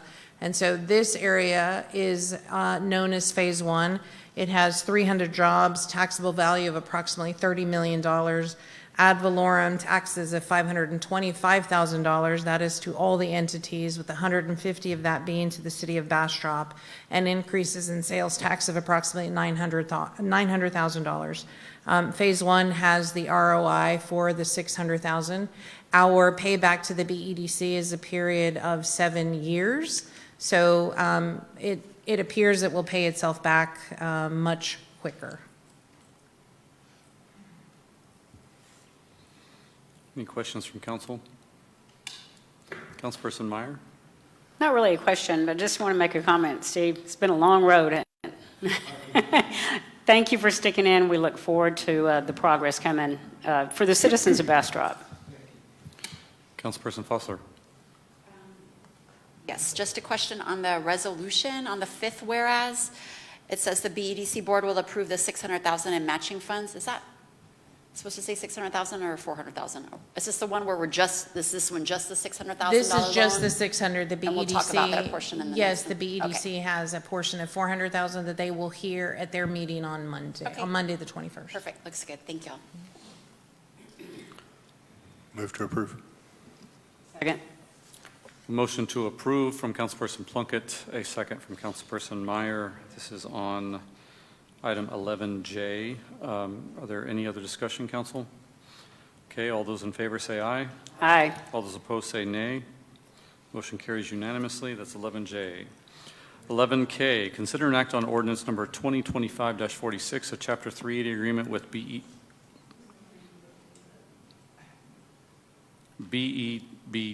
Sorry, I was trying to get BEDC out of that, but I was like, that's not right. BEBD, Frontage Road LLC, in the City of Bastrop in an amount not to exceed $600,000 for improvements at Highway 71 adjacent to Burleson Crossing East, retail development located at Highway 71 and Ed Burleson Road. Madam City Manager. This is the second half of that. This is actual payment to the developer via a 380 agreement for $600,000 that, again, we're borrowing from the BEDC and repaying with the recapture of sales and property tax in the area. The proposed 380 is the formal mechanism for the city to complete. And this is not a loan to the developer. This is a grant to the developer. The city is paying itself back over with the sales and property tax. So, Any questions, council? Motion to approve. No, hold on. Councilperson Foster? Can we talk about on page 448, the increased costs or cost savings? Just because I've only done a few 380 agreements since I've been here. How often are the budgets off? Ish? well, that's difficult to say I today know, with tariffs and construction and stuff, prices right. and tariffs. It is a maximum amount. Anything that's below the 1 million is due to be refunded in the proportionate shares to both agencies. And then it also says if the final plans include modifications or revisions that cause the cost to exceed $1 million, the city shall be responsible for such excess costs. The city shall not be responsible for such excess costs. It says shall. Only if we're forcing the changes. You can make an amendment if you want that to be clearer. Shall. Okay. Can we read the sentence together? Because there's a shall and there's a next clause that says shall not, and I just want to be sure. Can you that help I'm me clear. get to Pardon? where you are? Yeah, it's page 448. Yes. Section A. Okay. It's maybe the third sentence. If the final plans, starting with that, can we read that together? If the final plans include not there yet. modifications or revisions that cause the costs to construct the Highway 71 frontage road improvements to exceed $1 million, the city shall be responsible for such excess cost, except that the city shall not be responsible for any excess cost which is a result of price escalations in the marketplace or price increases due to labor or material shortages or to an increase in the costs after, well, it's basically talking about tariffs. I'll let the attorney try to figure that out. So I'm sure the developer understands the city's not on the hook for anything past $1 million. 600,000 actually, with 400 from BEDC.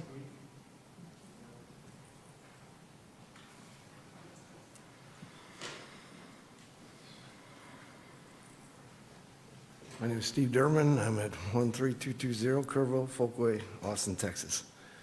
This is really an agreement that's been over 3 or 4 years now. We're building Edward Burleson Crossing, or Edward Burleson Drive. We're widening it and getting left turn lanes. We're also building Wagon Wheel. I'm doing that all in my nickel. The frontage road was done. Everybody wanted it, and they wanted to include this. So I took it on, but I didn't take it on for extra cost. The agreement says those extra cost is we already have hard plans. We have a site development permit. We have the plans into the TxDOT. They've been reviewed. We've got a couple minor revisions, and we'll have those plans approved with TxDOT.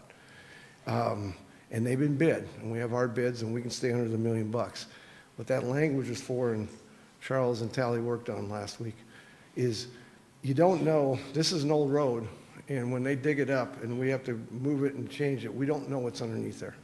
So that's what this is for. This is for if we find something that we're not expecting. You guys got gas lines and a few other things that are crossing it, and if they had to be sleeved or something like that, that's not in the budget. It's not in my budget, and it's not in the city's budget. It's not in anybody's budget. We're going to have to figure it out. I don't expect that, but that's what the language is for. And I took this on to build it, not fund it. I did that with the other stuff that we're doing, and then giving Blakey land. So anyway, that's the explanation. Councilmember Foster, is there a ceiling? Is there like a...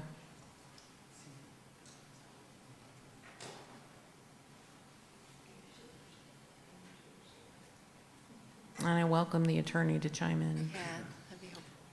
So, like with any construction development project, there's going to need to be language to address responsibilities and duties and to a certain level of guarantee of what each party is responsible for. There's some presumptive language that binds the city to its commitment, and then there's some protective language that grants some flexibility.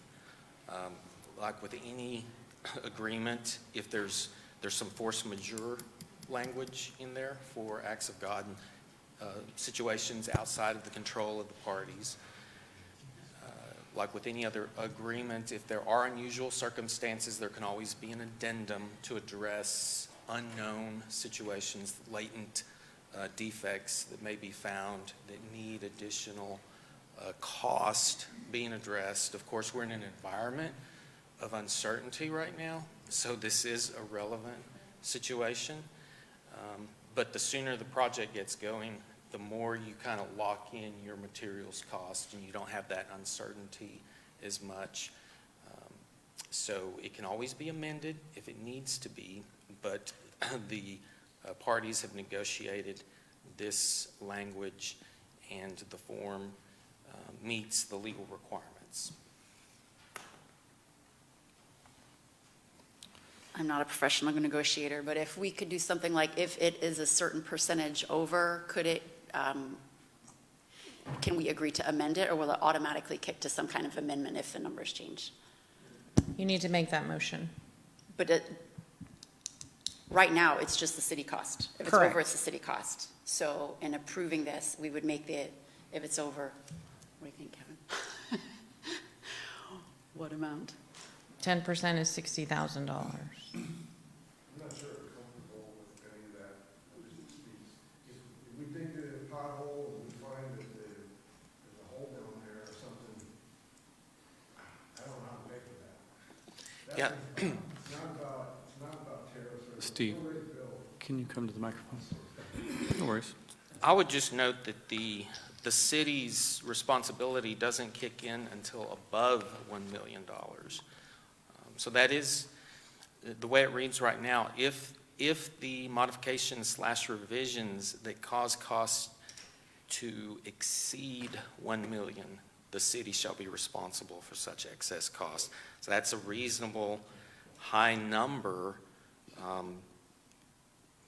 You could perhaps, add a condition to lower that, but that's not what was negotiated by the parties. Steve, what are the bids coming in at now? Who's talking? You, what are your bids? What are your bids? What are the bids coming in now? Where's it coming from? We're about at, hard costs are about around 800,000. So and that's with some contingency, and then I've added some contingency, and then we've got engineering and some of the soft costs. But we're under the million, but not by a lot. My issue is not worrying about if we start very shortly with the textile plans, but that's the first thing I want to do is that frontage road on the roads and get that out of the way. Again, I was just trying to get a driveway, and then this thing kind of all spiraled. But it's when you tear up that lane, and we're going to try to use, and we don't have it we have new stuff budgeted, but if we try to use the existing, storm to tie back in, and it's old and antiquated, and it has to be redone, and it's not what we thought it could be done. You don't know that. There's 2 gas lines that are underneath there that come through. If they're at the right depth, like they're supposed to be, then there's no issue. And there's also a bunch of data. If they're at the right depth, then there's no issue. If it's within a certain deal, then I have to sleeve it. This is going to have a lot of traffic. So then we have to do it a little bit differently. That's what it's for. Now, if we stay under $1 million, we still got some contingency money for that. I think I got about 15% contingency in there. We should be able to cover it. But if it's something that's just way out of line that we don't know about, and I don't know what that would be, but you don't know until you dig it up. And that's what it's for. That was what the language that Charles and Tally worked out, I guess, last Friday. And that was what we were trying to do. And if it comes to that and we got a big problem, then we're going to have to all sit down and figure that out. And I don't know how to write that. And Carrie, I don't know how to write that. I think they did a good job, but it's still, it's on the I feel like city. I exposed a vulnerability on the city side, and I would like to tighten it up somehow, even if it's just like having an amendment where a negotiated amendment if it goes over 5% over or something. I don't quite know the language for that. And does this ordinance need 2 readings, or is this just one? 2. 2, okay. Should we Well, pass there is a, Texas constitutional principle that you should only spend public funds where there's adequacy of consideration. And so if there's an issue on overages that go above the million and none of the exceptions apply that would protect the city, and the city's dime is responsible for the overages, you could make this provision subject to a finding that there's adequacy under the Texas Constitution of the expenditure of additional public funds. So in other words, it would come back to you for any change orders. So if you want to add that condition, we can add a sentence saying in compliance with the Texas Constitution that there's a finding by the city council that there's a public purpose and the expenditure of public funds meets with approving those change orders. Sure. Can I ask a question, Charles? Because that sounds good, but I just want to be on the record that what I think I'm hearing you say is if it runs over and it's something we just didn't see, and it wasn't covered in contingency, which I hope it does.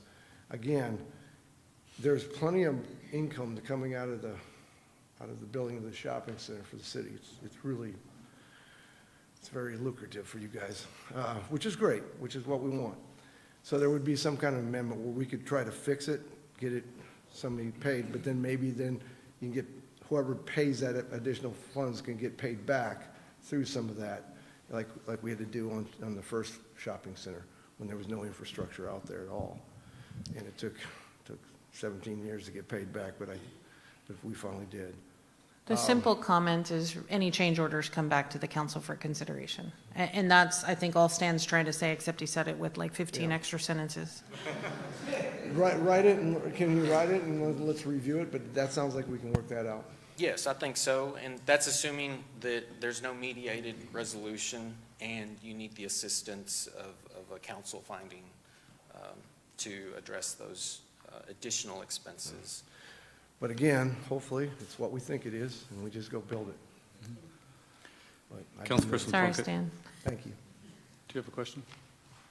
No. No, I was just going to suggest that, that any additional expenditures would have to come before us anyway, I would suspect.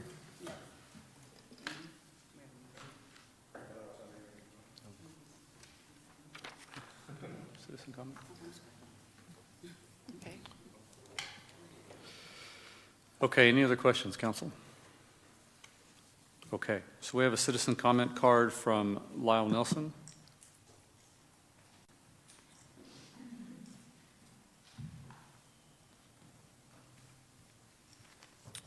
Thank you, Lyle Nelson, 209 North Hunting Lodge Lane here in Bastrop, Texas. Due to the time, expense, and effort of this project, and Steve, you're to be commended for your fortitude, we must be careful not to compromise this development. In the spirit of transparency and open government, I would ask and say it would be advantageous for any of our council members who have received any campaign funds from this developer or its associated entities to declare such so that to ensure that we have transparency in our government. Thank you.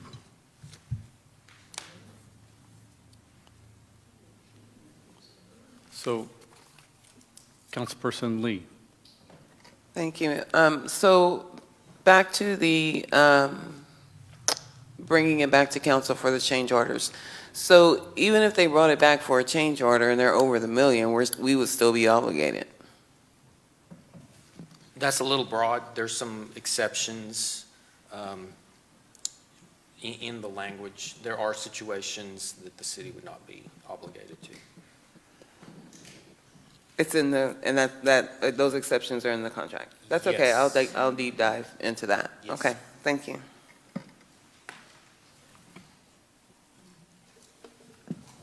Okay, so council? A motion, maybe? I move to approve Have a with all change. Oh, Didn't we have a motion? Not yet. Oh, I'm sorry. Not on this one. I guess this has been so long, I just got lost. Maybe that was 3 times ago or something. I move to approve with all change orders coming to council. A motion from Councilperson Foster, motion to approve with all change orders coming to council for approval. Second from Councilperson Lee. Any other discussion, council? All those in favor say aye. Aye. All those opposed say nay. The ayes have it unanimously on item 11K.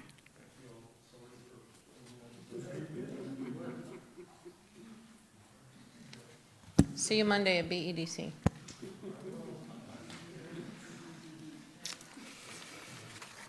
Okay, since we're playing hopscotch with the agenda here, let's go back to the consent agenda.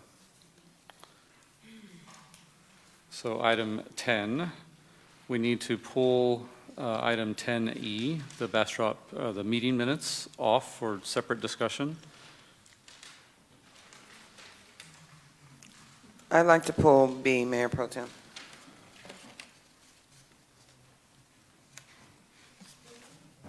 Ten B. 10 Bravo. And 10C, please. Well then.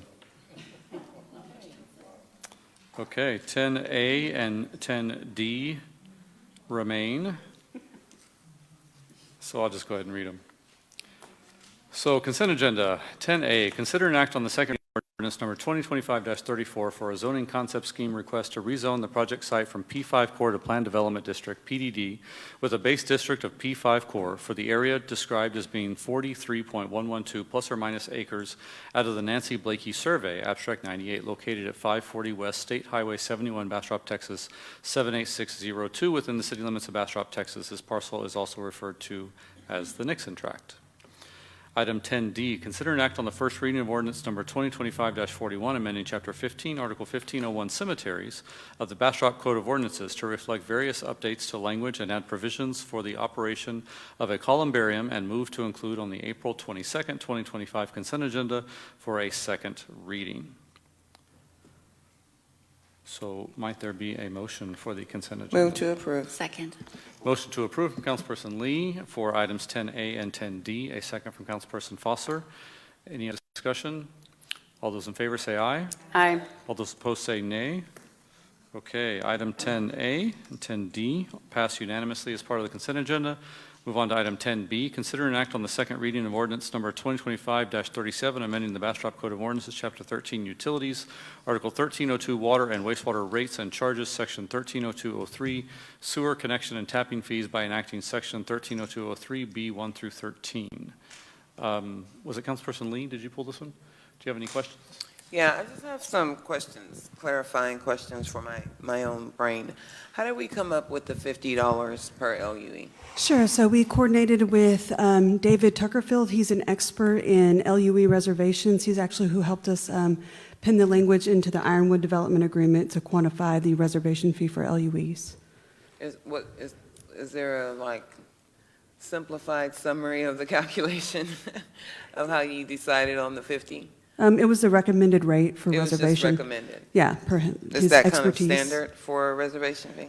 I believe he's worked in Cedar Park and other surrounding areas, and he said on average that's what the reservation fee typically was that he organized for other municipalities.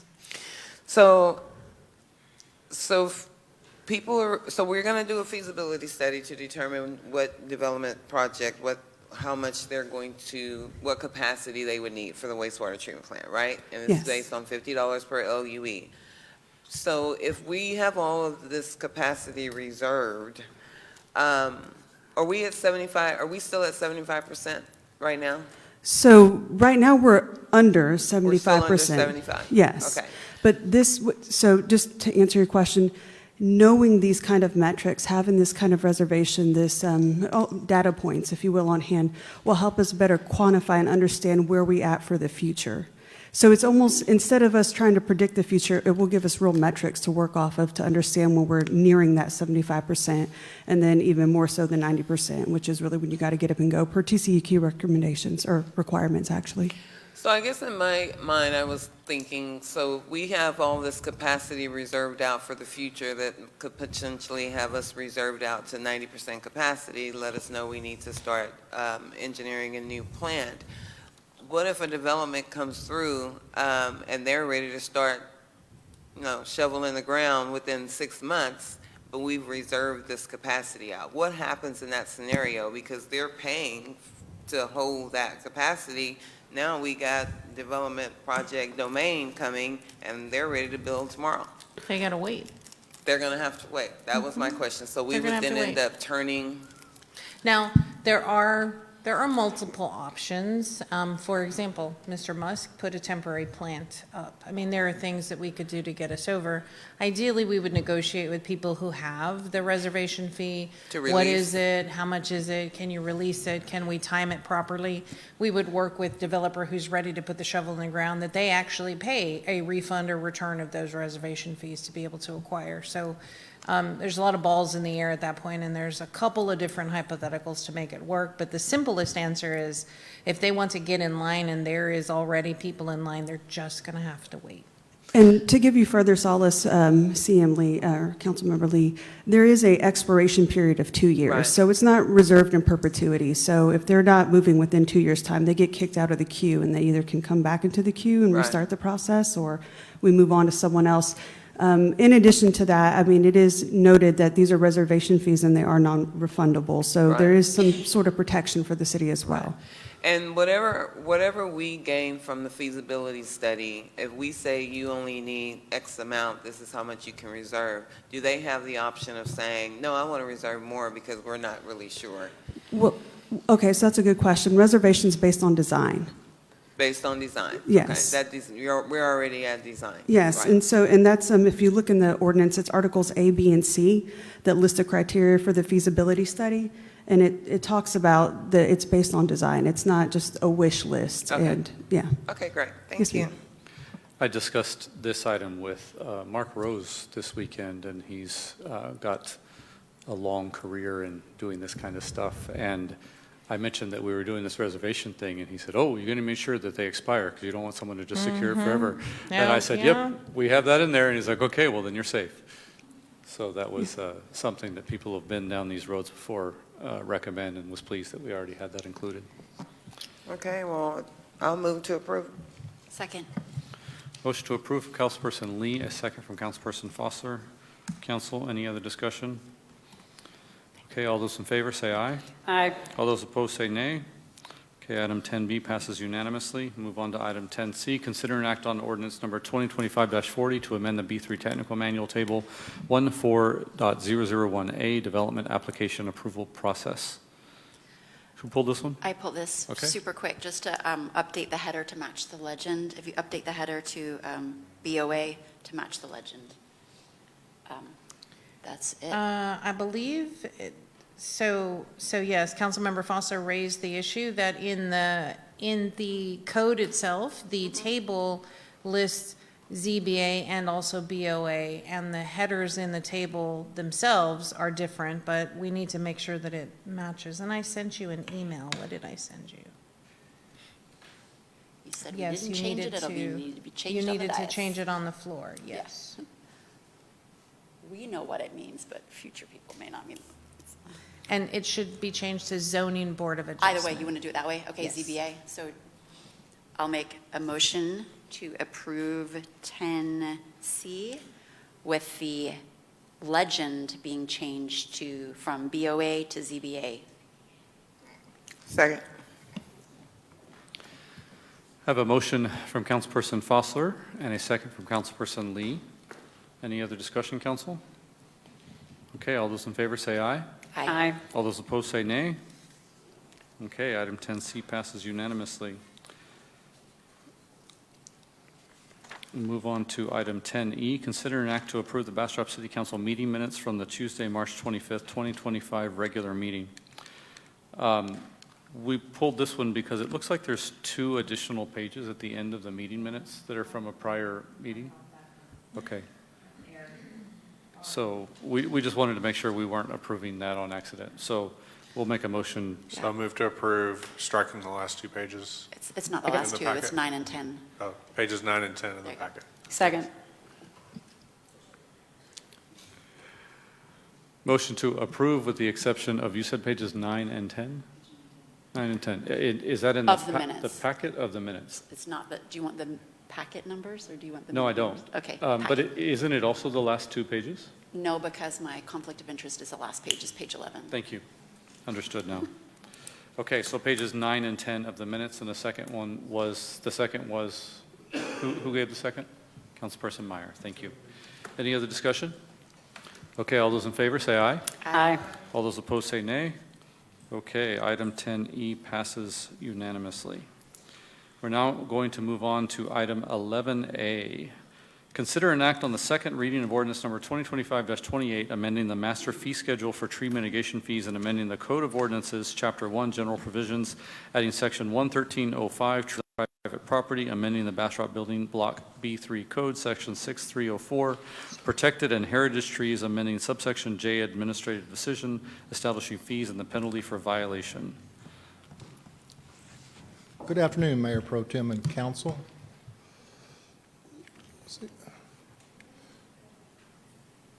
Let me kind of bounce around a little bit here with you. So there were some questions tonight from the last meeting. We tried to cover all the concerns on as homeowners and trees and the requirements. Part of the struggle has been, I realize more and more, is just the way this ordinance is laid out in the B3 code. You got a piece here, you got a piece here, you got a piece here, and it's really not all merged together. I'm used to working with a landscaping ordinance, a tree ordinance, a parking ordinance. So it's kind of been a struggle to go through the process. We work things bits and pieces at a time, but part of that process, there's a little bit confusing. We're not bringing it to you as a package, we're bringing it to you bits and pieces. So I want to clarify a couple of things and apologize if I bounce around. Some of the terms we talked through is we had a preferred plant list, and in my staff report I talked about this real quick. There's been a 20-25-10, which we reduced the caliper from 13 to 10 inches. We have a 25-11, which added requirements on trees also. We had a 25-12, clarifying some things. And we had 20-25-13, which is the plant list up here. So part of our conversation this afternoon with you, Mr. Plunkett, is the true terminology, and part of the issue, struggle is we're seeing old stuff, new stuff. So the true list is a plant list. We adopted that back in 2025-11, and again, the key word is plant list. Here's our plant list, and it was changed from preferred plant list. So we have a plant list, and that's it. That was officially adopted. Part of the struggle with the plant list was the confusion is there's native trees, can't really read it, in invasive trees. So in the language of one of the ordinance, and hopefully included in here, is we added a language, now I went too far back. In one of the ordinances, tree species, this is where the language comes down, so we have a plant, I apologize, I use the wrong terminology, you have a plant list, and we talked about what plants to use is plant list with the exception of invasive plants listed. So the goal was adopt a plant list with the understanding that invasive trees or plants are not protected or not allowed for replacement. So hopefully that covered a concern of what's a plant list, what's allowed. So we identified those in previous ordinances. Basically what we're trying to bring for you tonight from clarification from the last meeting is clarifying we had a typo of 4.5 feet. Again, we're going to agree it's going to be a plant list, not a referred plant list, so we fixed that language. And try to come up with a little chart, and it's kind of hard, and this is work in progress. If kind of a checklist, or for the public to understand, this is kind of the foundation, again, we're tweaking. If a plant is not listed on the plant list as a native tree, there's no requirements. If the tree is less than 10 inches in caliper, measured 4 or 5 feet above the ground, there is no requirement. And then from the last meeting, if a tree is 10 inches in caliber or larger, 4 feet from the ground, and is on the plant list as a native tree, an application shall be done through MyGov. City staff will assist you with the process. The arborist will assist you with the process. And the deal is, if it's a tree, y'all just want, the discussion last time was homeowner wants to cut down a tree just because he wants to cut it down, is we're going to require a 2-inch caliper replacement for that tree. So that was one of the bullet points from last time.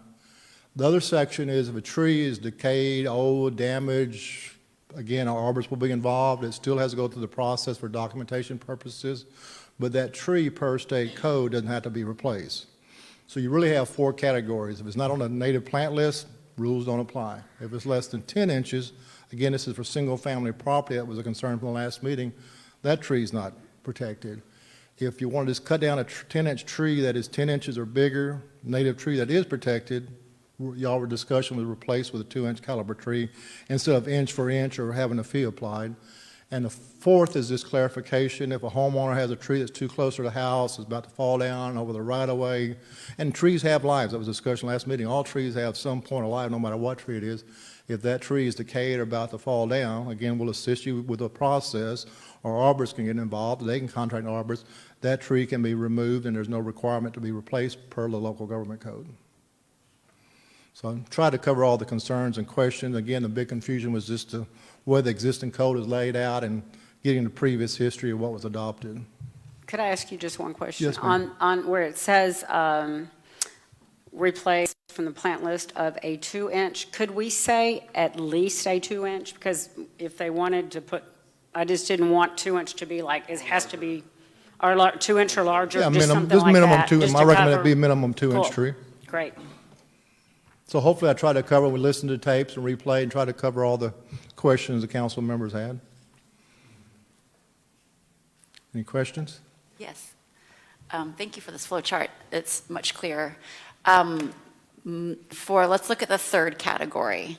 If a tree is 10 inches or in caliper or larger, and basically if it needs a replacement, what I've been talking with residents again, would it be possible to choose a tree or something else from the plant list? Because some people, when they lose a tree, they don't want another tree in there. Maybe it's caused damage to their pipes, but they'd be happy to put a native shrub or a native grass that's on the plant list.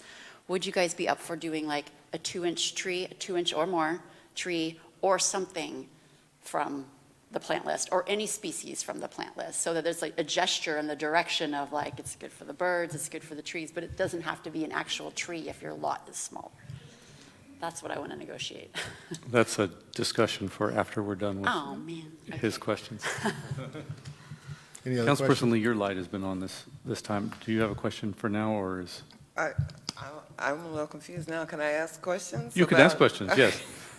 Well, Councilperson Foster's questions was for us, Oh, gotcha. and so this is questions for him. Okay, I think this question is probably for several people. So,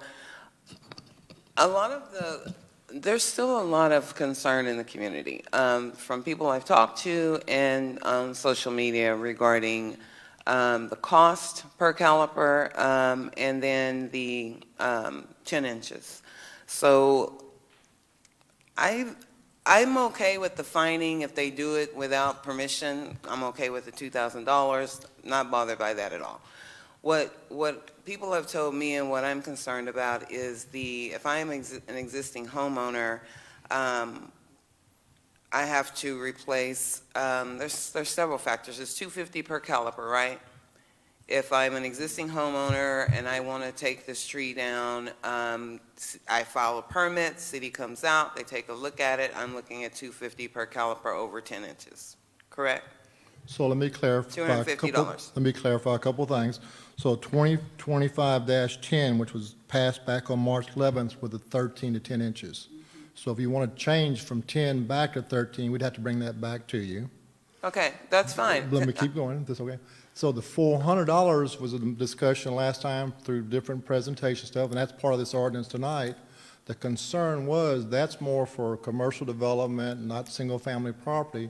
The solution to your concerns was coming up with, through council, is we're not going to charge you a fee, and against what Mrs. Foster referred to is we're going to give you the option of when you cut down that 24-inch tree as a single-family property, we're not going to fee you, make you replant inches. We're not going to fee you inches. As a single-family property owner, you can go back with a 2-inch tree. That's to address your comments. So there's no more $250 per for, caliper? For this situation. So the proposed last discussion was we agreed, the council agreed on the $400. The $400 applies in general, but you still have replacements, you still have credits. But the concern was, what you're voicing is the concern was if I have a single-family home and I have this tree, I just want to cut it down. we're going to allow you to just go back with a 2-inch tree, not $400, not equal inches, just a 2-inch tree or whatever council would propose. Even if it's a protected tree? And a protected tree. That's the out to address your concerns for a single-family property owner. Got it. So then the other concern that I had, or something that was pointed out to me, was that the Texas Forest Service, I believe is what they're called, says that a protected heritage tree is 20 to 24.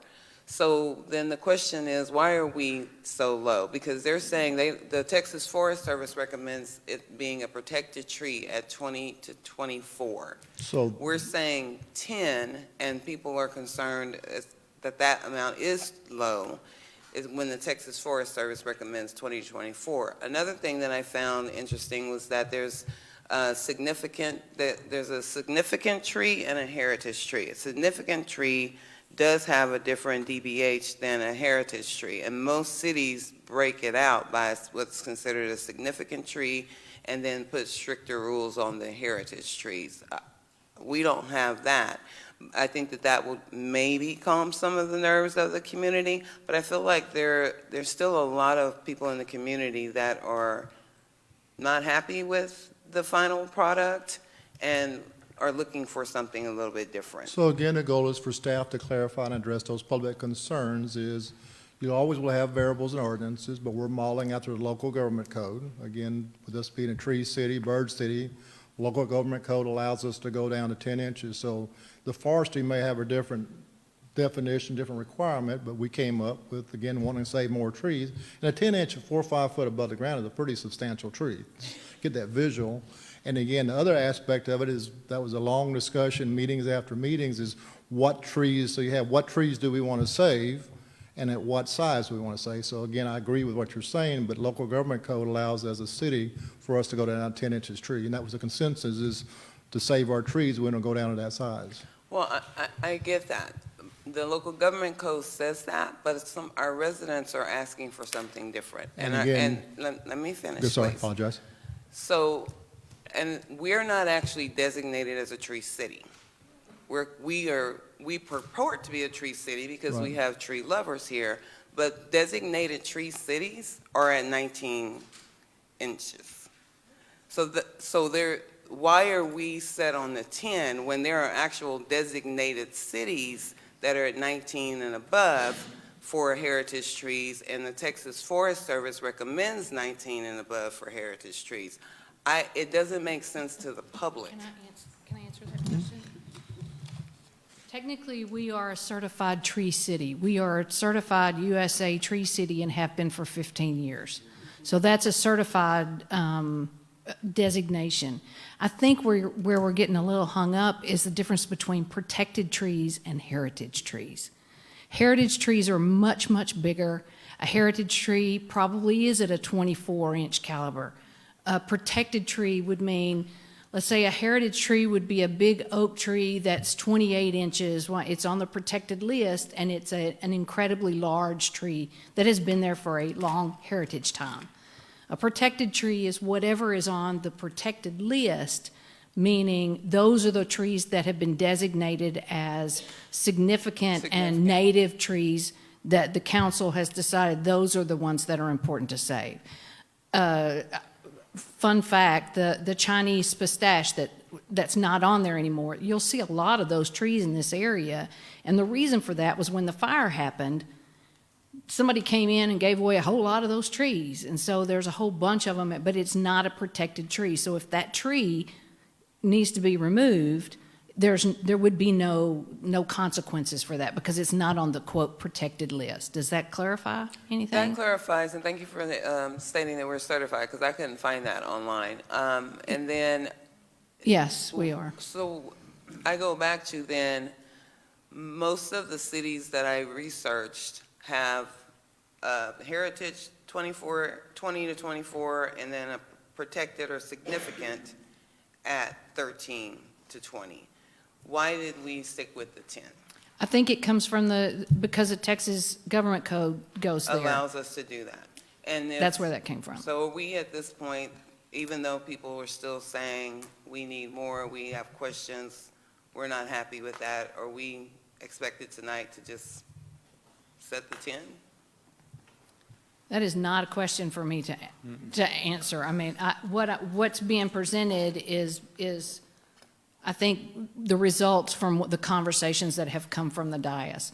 The difference between a 10 and a 13-inch, quite honestly, is not going to make a huge difference, in my humble opinion. That's a Terry Moore opinion. But that's just mine. Well, so I would like to say that while I can appreciate the folks that have talked to you directly, we've had multiple public meetings. Remember, it stemmed from an absolute clear cutting. And so the pendulum went from here and it went to here, and we're sort of trying to land somewhere in the middle. Most of the issues the residents are going to face are going to be because of disease or damage. We may have those residents who want to chop down a tree to add an addition to their house. This really is meant for the commercial properties. It's not meant to attack the residents. It's not meant to do any of those things. We have stated up here, we have stated over and over and over again that we love our trees, we love our birds, we love our environment. We're the heart of the Lost Pines. The city is known for its open space. It's listed in our comp plan, it's listed in all of our zoning. Everywhere it says we love our trees. And so I'm a little bit concerned that we're trying to go the other way now. So I don't understand that. We've kind of beat this horse to death, so that's... I'm not trying to go the other way, and dare I ask for another town hall. Like, that was all day I kept saying, we don't need another town hall. But we do need clarification when people have knowledge and information that says one thing from one group or organization that specializes in trees, and then we're going a whole different direction. So I wanted clarity on as to why we're going to the 10 when other recommendations are 20 and they're specified by heritage, and if that would clear the matter up by separating in that way for people who still have concerns. So I think the important thing to remember is that we're a home rule municipality for a reason. We create the rules that match what our environment and our needs are. Those cities may have different environments. They may have different trees. They may have a different rule or a feeling amongst the community. What I think we're doing here is what matches what we said we wanted to do that many months ago. Councilperson Meyer, do you have a question? Actually, I just wanted to say that because I have been in the meetings with the parks and the tree advisory board with Terry, and working this with so much input, so many questions from people. This has been worked out. I also want to remind us that we've had the Pearl River, where we've had no trees. We've had the Gateway Project that was proposed. The people that are on Lost Pines Avenue and all the people around there are very concerned about the trees. Not only are we a tree city, we are a bird city, and birds come with trees. So they go hand in hand. So we have really worked this. The people know we've worked this. To throw something in now, if we don't do something, we're going to kick this down the road and have no trees, just like Pearl River or somebody on Hill Street that cleared their lot because there's a residence here. So there's no need to kick this can down the road anymore. Let's save some trees and get this done.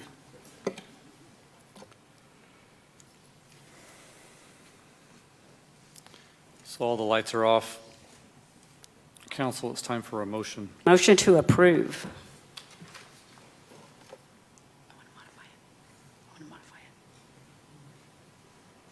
I'll second.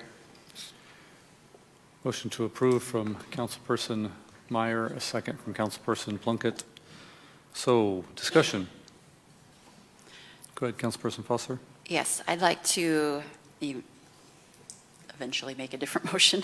That for the, let's see, how's it? Motion, let's see. The owner will be required to put, I know I'm just trying to figure out how. I would like to add your language, Cynthia. The owner will be required to replant one native tree from the plant list of at least 2-inch caliber. I think we need to add that note in there. And then, or say, or any, what's the word they used? Approved? or any approved species from the plant list. I think we could add those two, which should add a little bit more Wait, relief. hold up, you just changed the whole thing, because you went from a tree to a plant. Right. So that's not what my motion, I'm more than happy to amend it, or we include with my amendment, at least, as we brought up, but I'm not good with putting a shrub instead of a tree, because you don't, a bird is not in that shrub. So a tree is not the same thing as a shrub. I guess it was coming from some citizen comments when they lost a tree and they actually have a smaller lot and they don't want a tree, but they are happy to do shrubs or other native landscaping. That's a gesture in that direction for the birds. It's food for the landscaping, but it doesn't need to be a tree because it's a smaller lot. So it gives a little bit extra relief in there to have a tree or something. Sylvia, what would be a remedy to that without changing the motion to make it a shrub or a preferred plant? Well, I don't have an issue with a shrub or preferred plant. I mean, Texas sage, all of those things that are on our list that we want to see here anyway. I respectfully disagree. I think the birds like the shrubs too. Anywhere they're going to pick the berries and things off of the shrubs. I don't know how many lots. I mean, I'd have to give you some kind of statistical analysis. How many lots are less than 5,000 square feet where a tree wouldn't fit? I think we're beyond that. I would agree with the motion to allow a shrub or. If that's going to get something done tonight, I'm more than happy to amend that. Negotiation. Okay, a tree at least 2 inches or any species from the approved list. Any How species. about a tree or a shrub from the list? Because there's some grass on there too. Yeah. That would You don't kind want of grasses be, too. Okay. that would kind of be Or lantana, or, I mean, one sprig of can we just, zoysia. Shrub, we have not shrub? used- Can we say shrub? We don't have shrub in the header, so I wouldn't want to do that actually. Okay. Native landscaping plants. It says plants, but there's grass, but a plant is not. Well, you could put lantana, that's a plant, but that's not going to take the place of a tree or a shrub. Tree of at least 2 inches or an acceptable plant. Any acceptable plant? What is acceptable? See, that's. It's the new header on the chart that says acceptable and not acceptable. Could you go back a slide, please? That's the newest part that's not in our packet. Any species from the acceptable columns. Any species from the acceptable list. Thanks.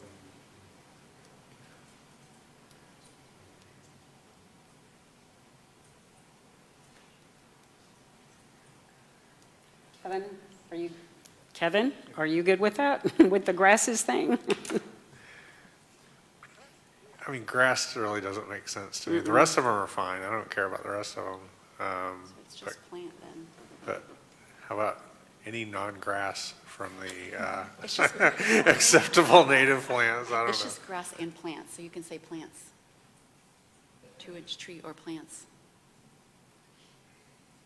I'm confused, because it says native landscaping plants. That's what you're wanting to add to the motion, right? Where are we pulling in the grass? She's wanting to amend the language to say a tree of 2 inches or native landscaping, acceptable native landscaping plants. Bingo.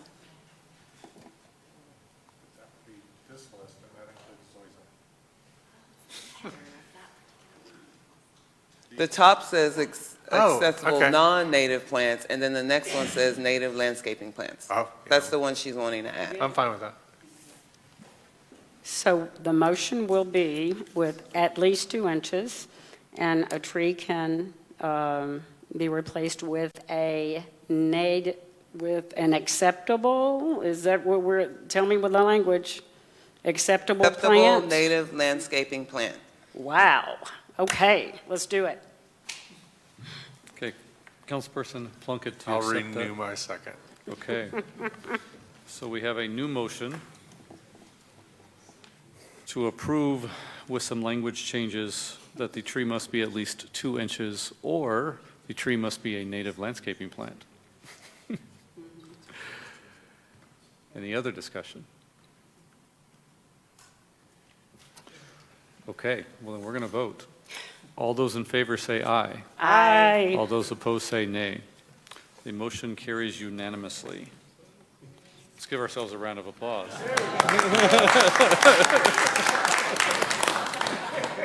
Some high fives, you know. Oh, boy. Item 11B, consider an act on resolution number R 2025-75 to accept the grant from the Lower Colorado River Authority's Steps Forward program in the amount of $1,000 labor expenses. Thank you. This is really quick and very exciting. So there's a pamphlet went out that the city manager gave me, and she said, here, you need to do this. You need to, and I had not seen it. So we applied, and I got a phone call from Zach that said he was going to come and paint the pavilion at Bob Bryant. It hasn't been painted in several years, and so the LCRA will contribute $1,000 towards the cost of the paint and the cost of 2 new trash cans that we'll put out there by the playground, and they will do the labor. And so we're asking that you allow us to accept this awesome gesture. Thank you, LCRA. I move to approve. Second. Motion from Councilperson Plunkett, a second from Councilperson Meyer. Any other discussion? All those in favor say aye. Aye. All those opposed say nay. 11B passes unanimously. On to item 11C. Consider an act on the first reading of ordinance number 2025-17, amending Code of Ordinances, Chapter 2, Animal Control, Article 202, Vaccination and Licensing of Dogs and Cats, and Article 204, Impoundment, removing Section 20204, License, Tag, and Collar, amending Section 20208, Licensing and Fees to Pet Registry Requirement, and removing subsection A through C, removing Section 20406, Confinement of Female Dogs and Cats during estrus. Move to include on the April 22nd, 2025 consent agenda for a second reading, and that is the second time I've had to say that in a meeting. This item is also referred to as a microchipping ordinance.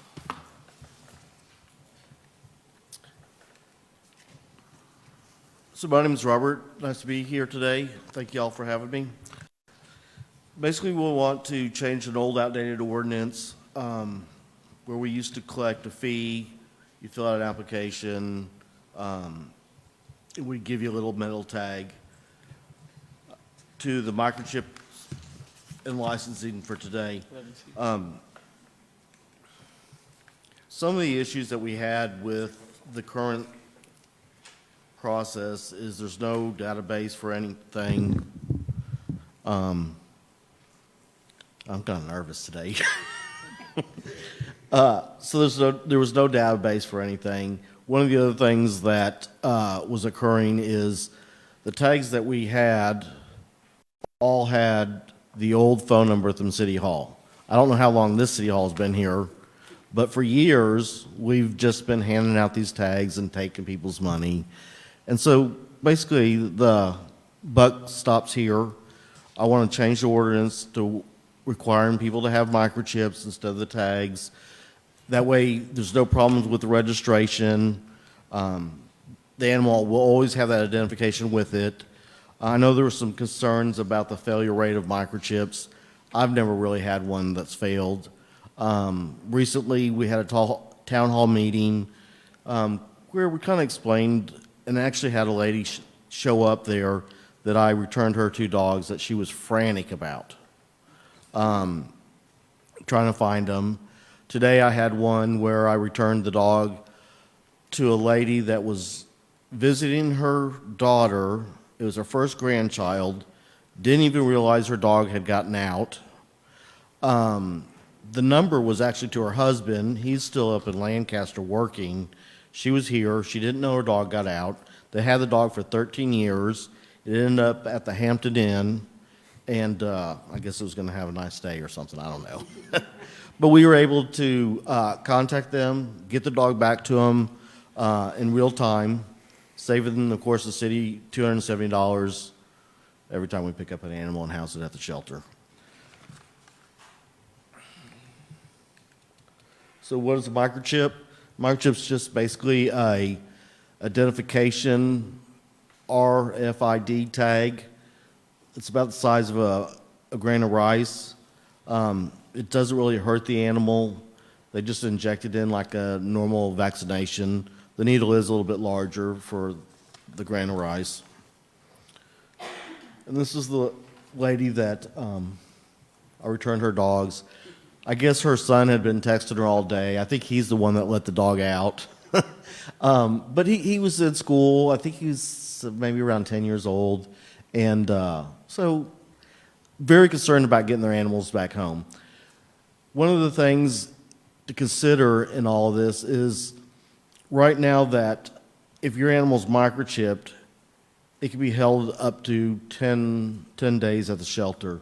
If it's not microchipped, it doesn't have any type of identification, they're only required to hold it for 72 hours.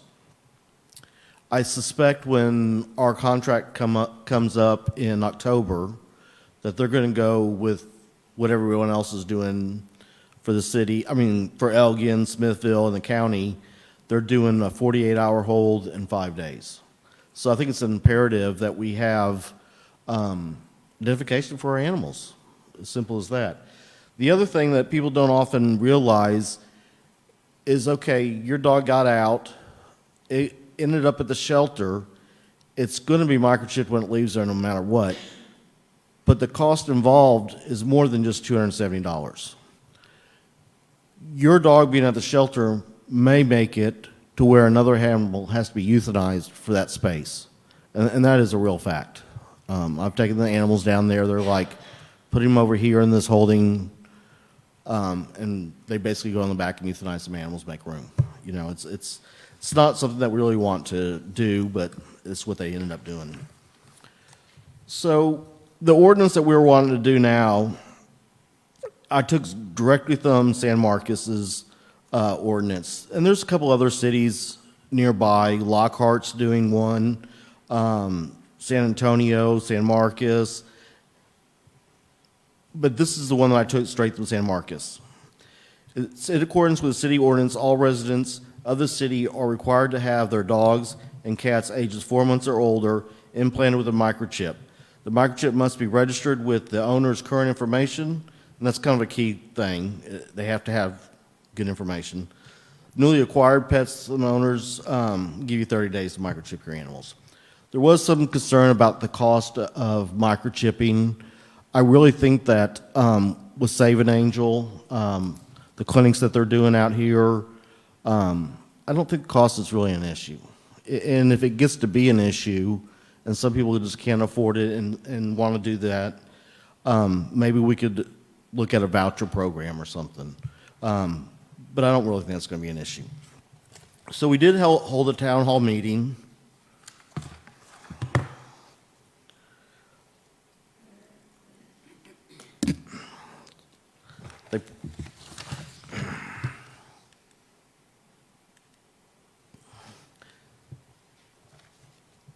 So we had 163 people respond to our survey. The first question was, you know, if you own a pet, 90% of the people surveyed, of the 163 people, owned at least one pet. 63 of them percent owned multiple pets. When asked about their current identification for the animals, 51% was already microchipped. What we're wanting to do is just to close that gap from 50% to 70, 80%, something like that, so that we don't have to take as many animals to the shelter and save the city some more money.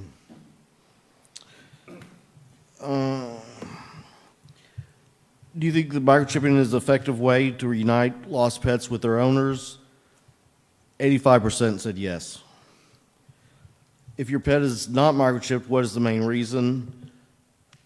42% said other, which I think was cost. I believe that some people are experiencing it when they take it to the vet that, you know, maybe looking at $70, $100, something like that. And so I think by offering them for $22 through Save an Angel, I think we can definitely get that done. The next question was, do you regularly update pet ID tags with your current contact information? And so 129% said yes. I'm sorry, 76% says yes, they update it. 5% said they didn't. Can you go to the next page? Oh, sorry. There we go. 76% said they updated, 5% said no, and 18% their pets don't even wear any type of identification. I think that's really where we're trying to reach, is that 18%. And then let's see here, next question. If you had to choose the method of pet identification, what would you prefer? 59% said microchipping. 7% said GPS trackers. And 24% just collar and ID tags. And would you be interested in a low-cost, free microchipping event in your community? 83% said yes. Do you support requiring pet registration with the city limits of Bastrop? 62% said yes. So I'm requesting that y'all pass this amendment to the ordinance. Thank you. Councilperson Lee, do you have a question? Okay. Thank you. So I have a couple of questions about the process. Well, the survey, it was 169, it's on the slide. Do we know how many of those were residents of the city or county? I don't think we had a breakdown on that. It was anonymous, so they didn't put their names in or addresses. So no, I'm going to answer no. I mean, it's a low number in a survey anyway, but also I think we would want to know if our what the percentage is of city residents that actually took the survey, to have a better idea of what the percentage for the city is. For the chipping, so this 10-day and 3-day, that means if you find a dog or a cat and I'm trying to understand, because you said that we will hold them for 3 to 10 days. Well, if they're not chipped, you wouldn't know who the owner is anyway. So after the 3 to 10 days, are they euthanized at the animal shelter? Yes. So in 3 days, your dog slipped his collar, ran out the door. Some good Samaritan picked the dog up, took it to the shelter, doesn't have any type of identification. It has 3 days to be adopted or euthanized or put into a foster program. That's it. If it has identification, it's 10 days. So that way they have time to try to contact that owner. That's where we're kind of at.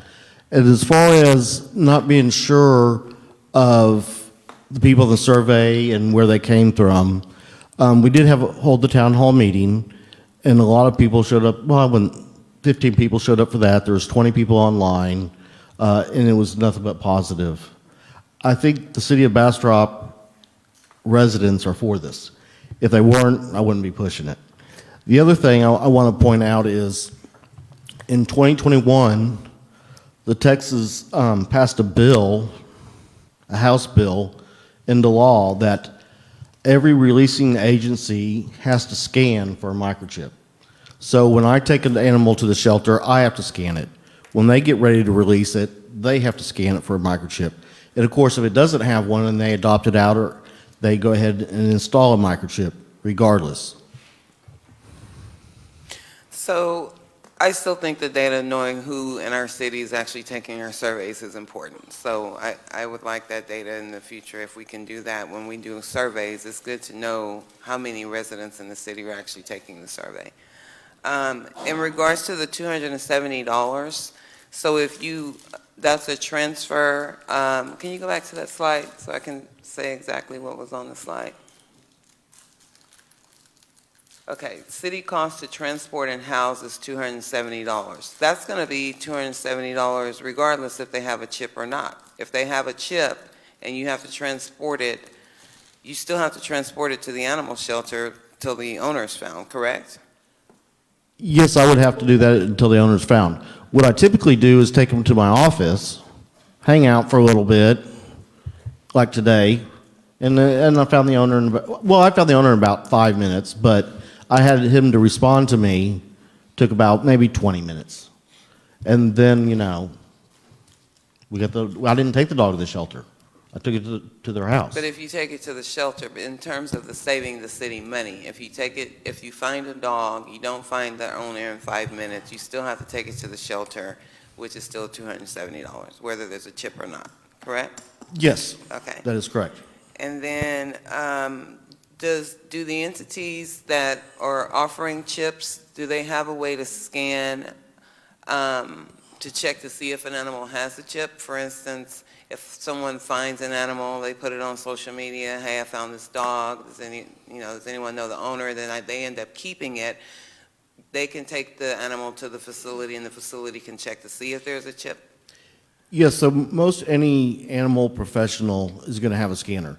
There's some people that have even gone so far to buy them off of Amazon. I guess they're pretty cheap now, like $20, $30, and they buy them off of Amazon, and they help rescue animals. Yeah. So your veterinarians can scan them. Any of your animal control officers, the county shelter can scan them. We may consider, I don't know how the police department would feel about it, but I have 3 scanners. We might give them one if they have time to do anything.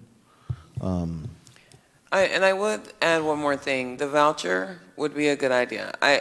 I mean, you can say $20 is not a lot of money, but I was out with someone recently. She gave a tip and kept $1, and I said, why didn't you give the $1? And she said, because she said you obviously don't live on Social Security. So vouchers would be helpful, some sort of voucher program. Yeah. Thank you. Councilperson Meyer. Thanks. So, Robert, thank you for that presentation at the town hall, because that was great. You showed the dog getting microchipped, and he wasn't scared, and he was great. He just got his treat. And everything, and everyone, all the advocates there, the rescue groups have scanners. Some of them have mini scanners. But the other point that was made that Jeremy brought up with Save an Angel was sometimes people don't have, even here, like when in the parking lot, they chip them anyway. But I think it'd be a great thing if we could do maybe a quarterly deal where we do give vouchers, maybe not every month when they're here, but also do a combination of animal food for the animal shelter drive. So maybe have an event where it really bring awareness for that too. But my goal, and I think it's wonderful, absolutely, we don't want to spend $270 every time. I want to not kill animals too. So today I heard that a dog, after 5 years from Louisiana that was lost in a hurricane, was reunited with the owner in Mississippi after 5 years because he had a chip. So that's our goal. And I know you said your goal is not to fine or go in and see if people, yours is compliance and education. So I really appreciate that from you too. Yeah, and that's how we're going to enforce this, is through education. There's other things that we could do. For example, when I come across someone, the reason why I'm there is either their dog's at large or has bitten somebody. Well, there's other ordinance violations. You could cite them for those. You don't have to cite them for this.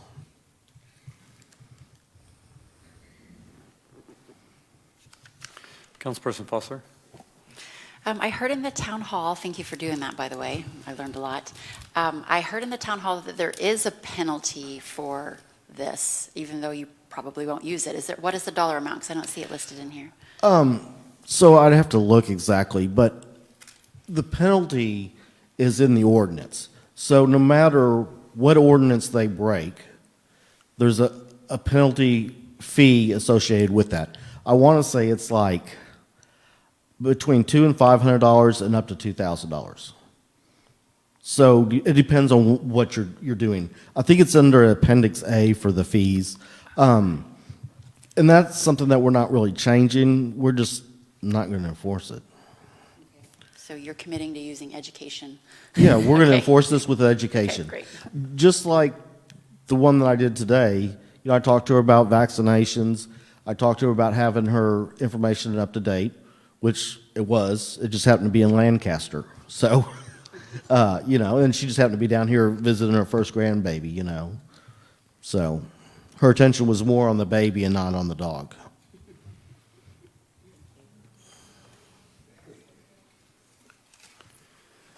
Move to approve.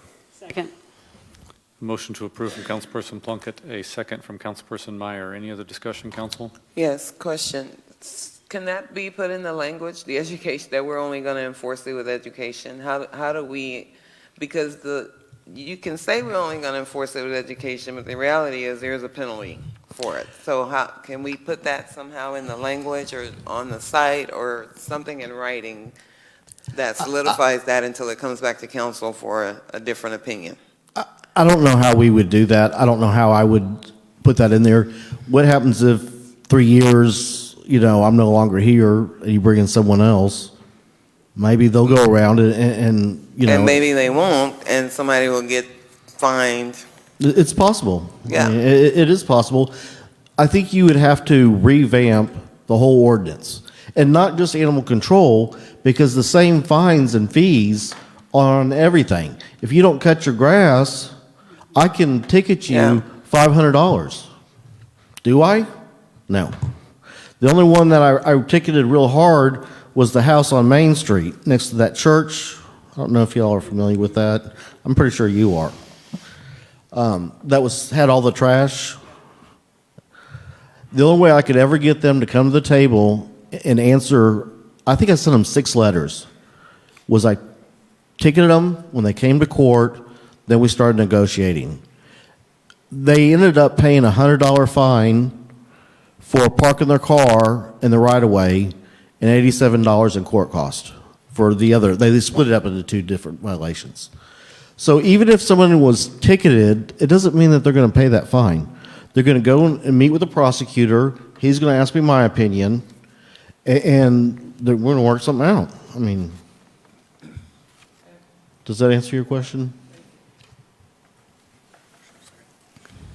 Okay, so we have a motion and a second. Any other discussion? Okay, all those in favor say aye. Aye. All those opposed say nay. All right, 11C passes unanimously. Move on to item 11D. And so there's 2 parts, A and B. So I'll start with A. Conduct a public hearing, consider and act on the second reading of ordinance number 2025-38, special assessments for and apportioning the costs of certain improvements to property in and for the Valverde Public Improvement District.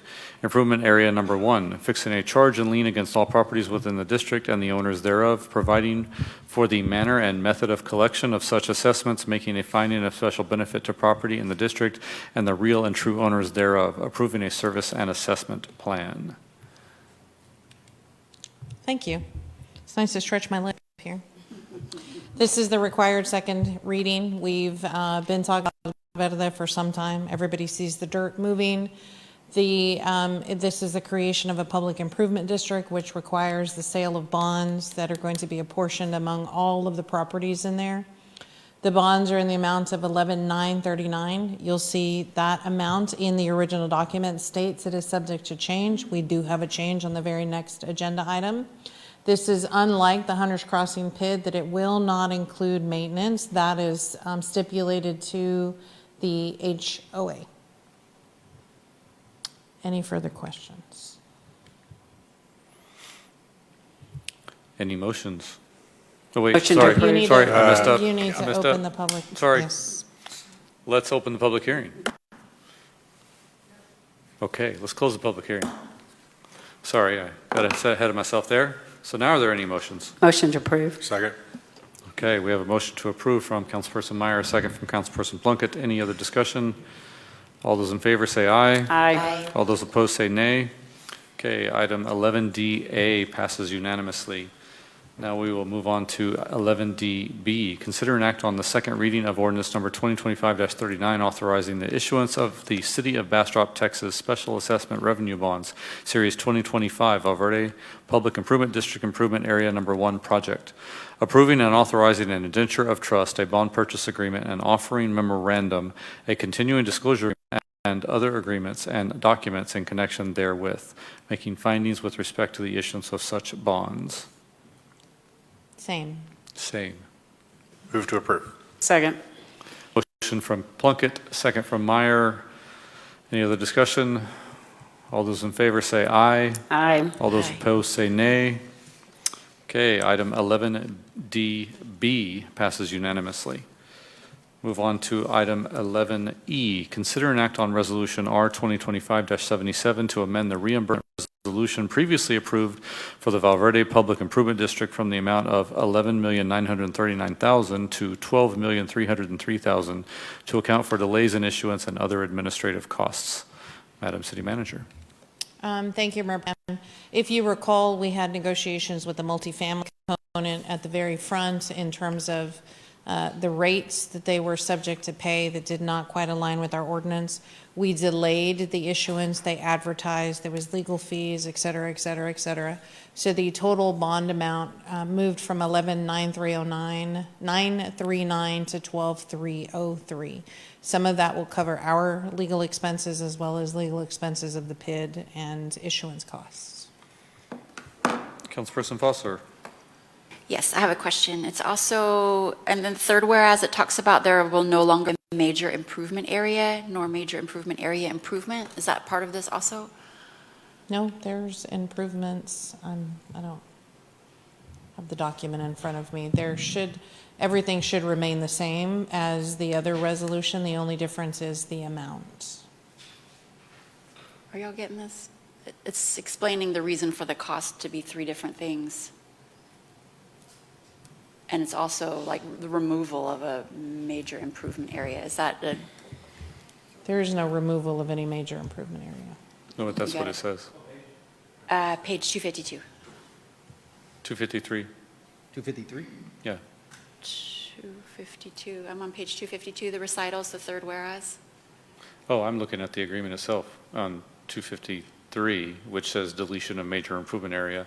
The district no longer includes a major improvement area, therefore the concepts of major improvement area improvements, major improvement area assessments, and major improvement area reimbursement obligation are hereby removed from the agreement.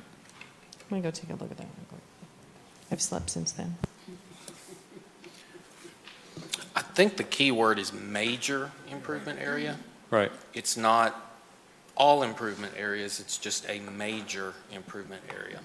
So it's not applicable in this case. I mean, this is just a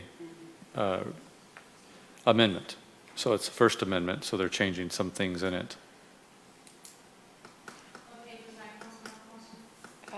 252. Yeah. And onward. And the top of 253, the deletion.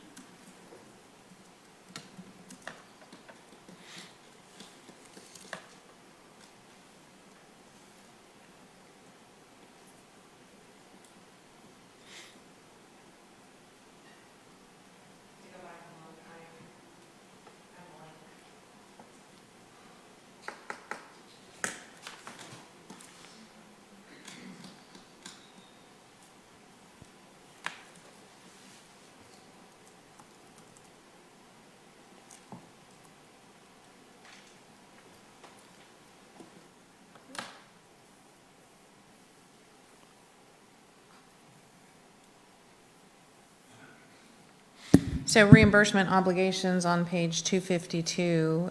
So yes, it is the term major removed. Subject to the terms, conditions, and requirements, the city agrees to reimburse the developer, and the developer shall be entitled to receive from the city an amount not to exceed for actual cost of the improvement area number 1, and it's renamed improvement area number 1 reimbursement obligation.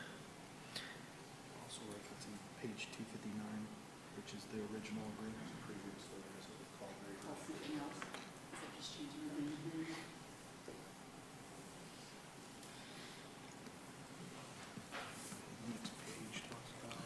So it's sort of like a renaming. Yes. You're taking out Project in- references to major improvement area Which was the original agreement signed in, and making it improvement area number 1 reimbursement obligation. So the amounts change and the name it's just the name. changes. Okay, thank That you. original agreement was signed, let me go back to, that original agreement was signed in '23.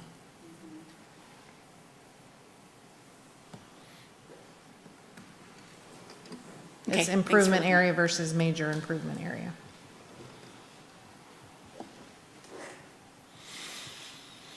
Okay, any other questions, Ms. Foster? Okay. Move to approve. Second. Motion to approve from Councilperson Plunkett, a second from Councilperson Meyer. Any other discussion, council? All those in favor say aye. All those opposed say nay. Motion passes unanimously. That's 11E. 11F, consider an act on ordinance number 2025-42 to engage Train Technologies under the Omnia Partners Cooperative Purchase Agreement by means of a Project Development Agreement, or PDA, to begin a design-build construction approach for the City of Bastrop for the design and construction of a new high-efficiency wastewater treatment facility to meet the city's requirements for continued growth and other as-needed projects related to water and wastewater. Madam City Manager. Thank you, Mayor Pro Tem. This is the first step in getting the wastewater treatment plant expansion underway. This is a design build project, meaning it's different from our old wastewater treatment plant. It was engineered. The engineering itself took 18 months. These are built off-site, pretty much prefabricated. The Omnia Cooperative is a national cooperative. It's essentially a buy board that allows us to go directly to the design and construction that would fit exactly our need, shaving many, many months off of the build overall. This is just step one. I don't have a total estimate. We would undergo now the rest of the process. Councilperson Lee, you have a question? Yes.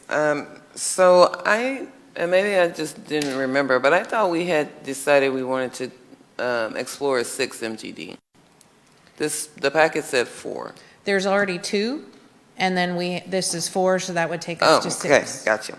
And then, so my second part was the financial. Why don't we know? Because we're going to have to pay them to do this. Why do we not know how much we're going to pay them? Because I don't know. We're taking the data that we presented to the council as to what's coming and what that timeline's going to look like, and then we'll look at actual numbers of cost. There's still a little bit of analysis that needs to be done before we take off. We will get what's called an opinion of probable cost, and then I'm going to bring back a funding. I'm going to use the word scheme, even though that's just a bad thing, because there's a combination of funding mechanisms with the CoreX partnership, impact fees, et cetera. So we're still compiling data? Yes. And then we'll be able to get an opinion of Yes. probable. Okay, Yes. gotcha. Thank you.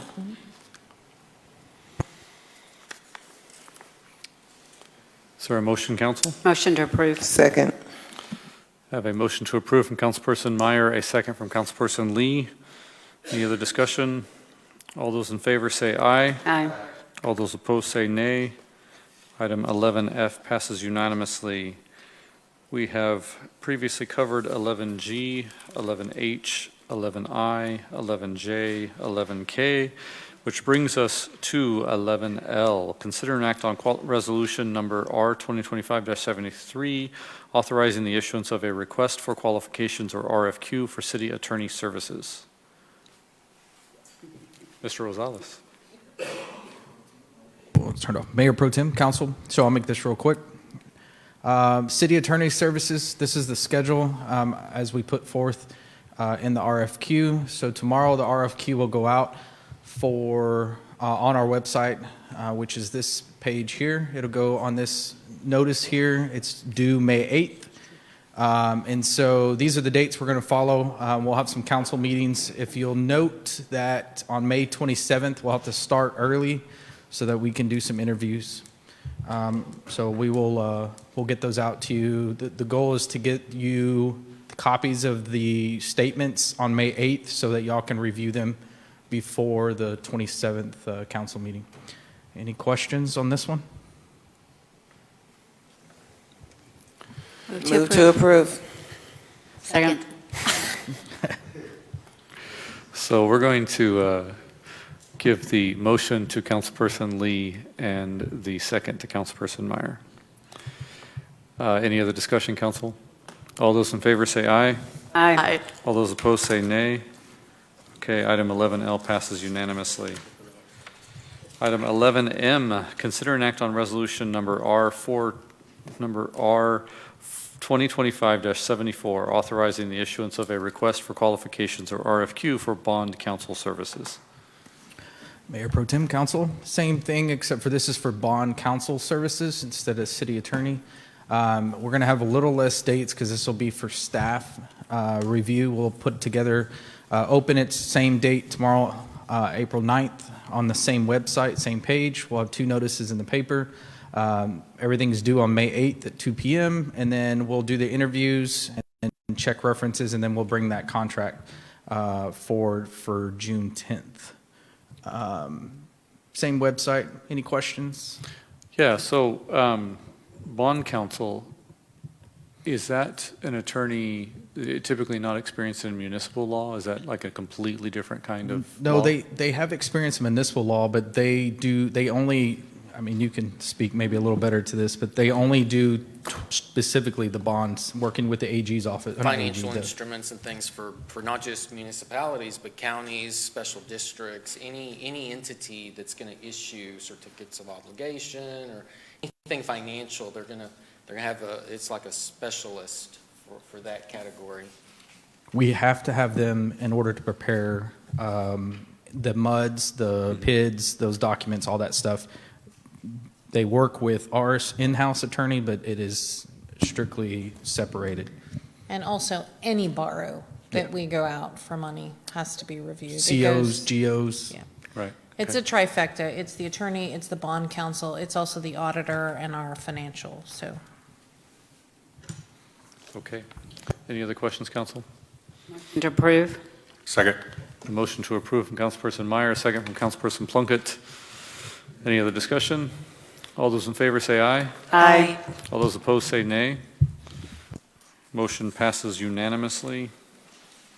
Motion to adjourn. We have a motion to adjourn from Councilperson Lee, a second from Councilperson Plunkett. We are now adjourned, having completed all of our business. Thank you, everybody. Thank you, John. It is 9:35 p.m.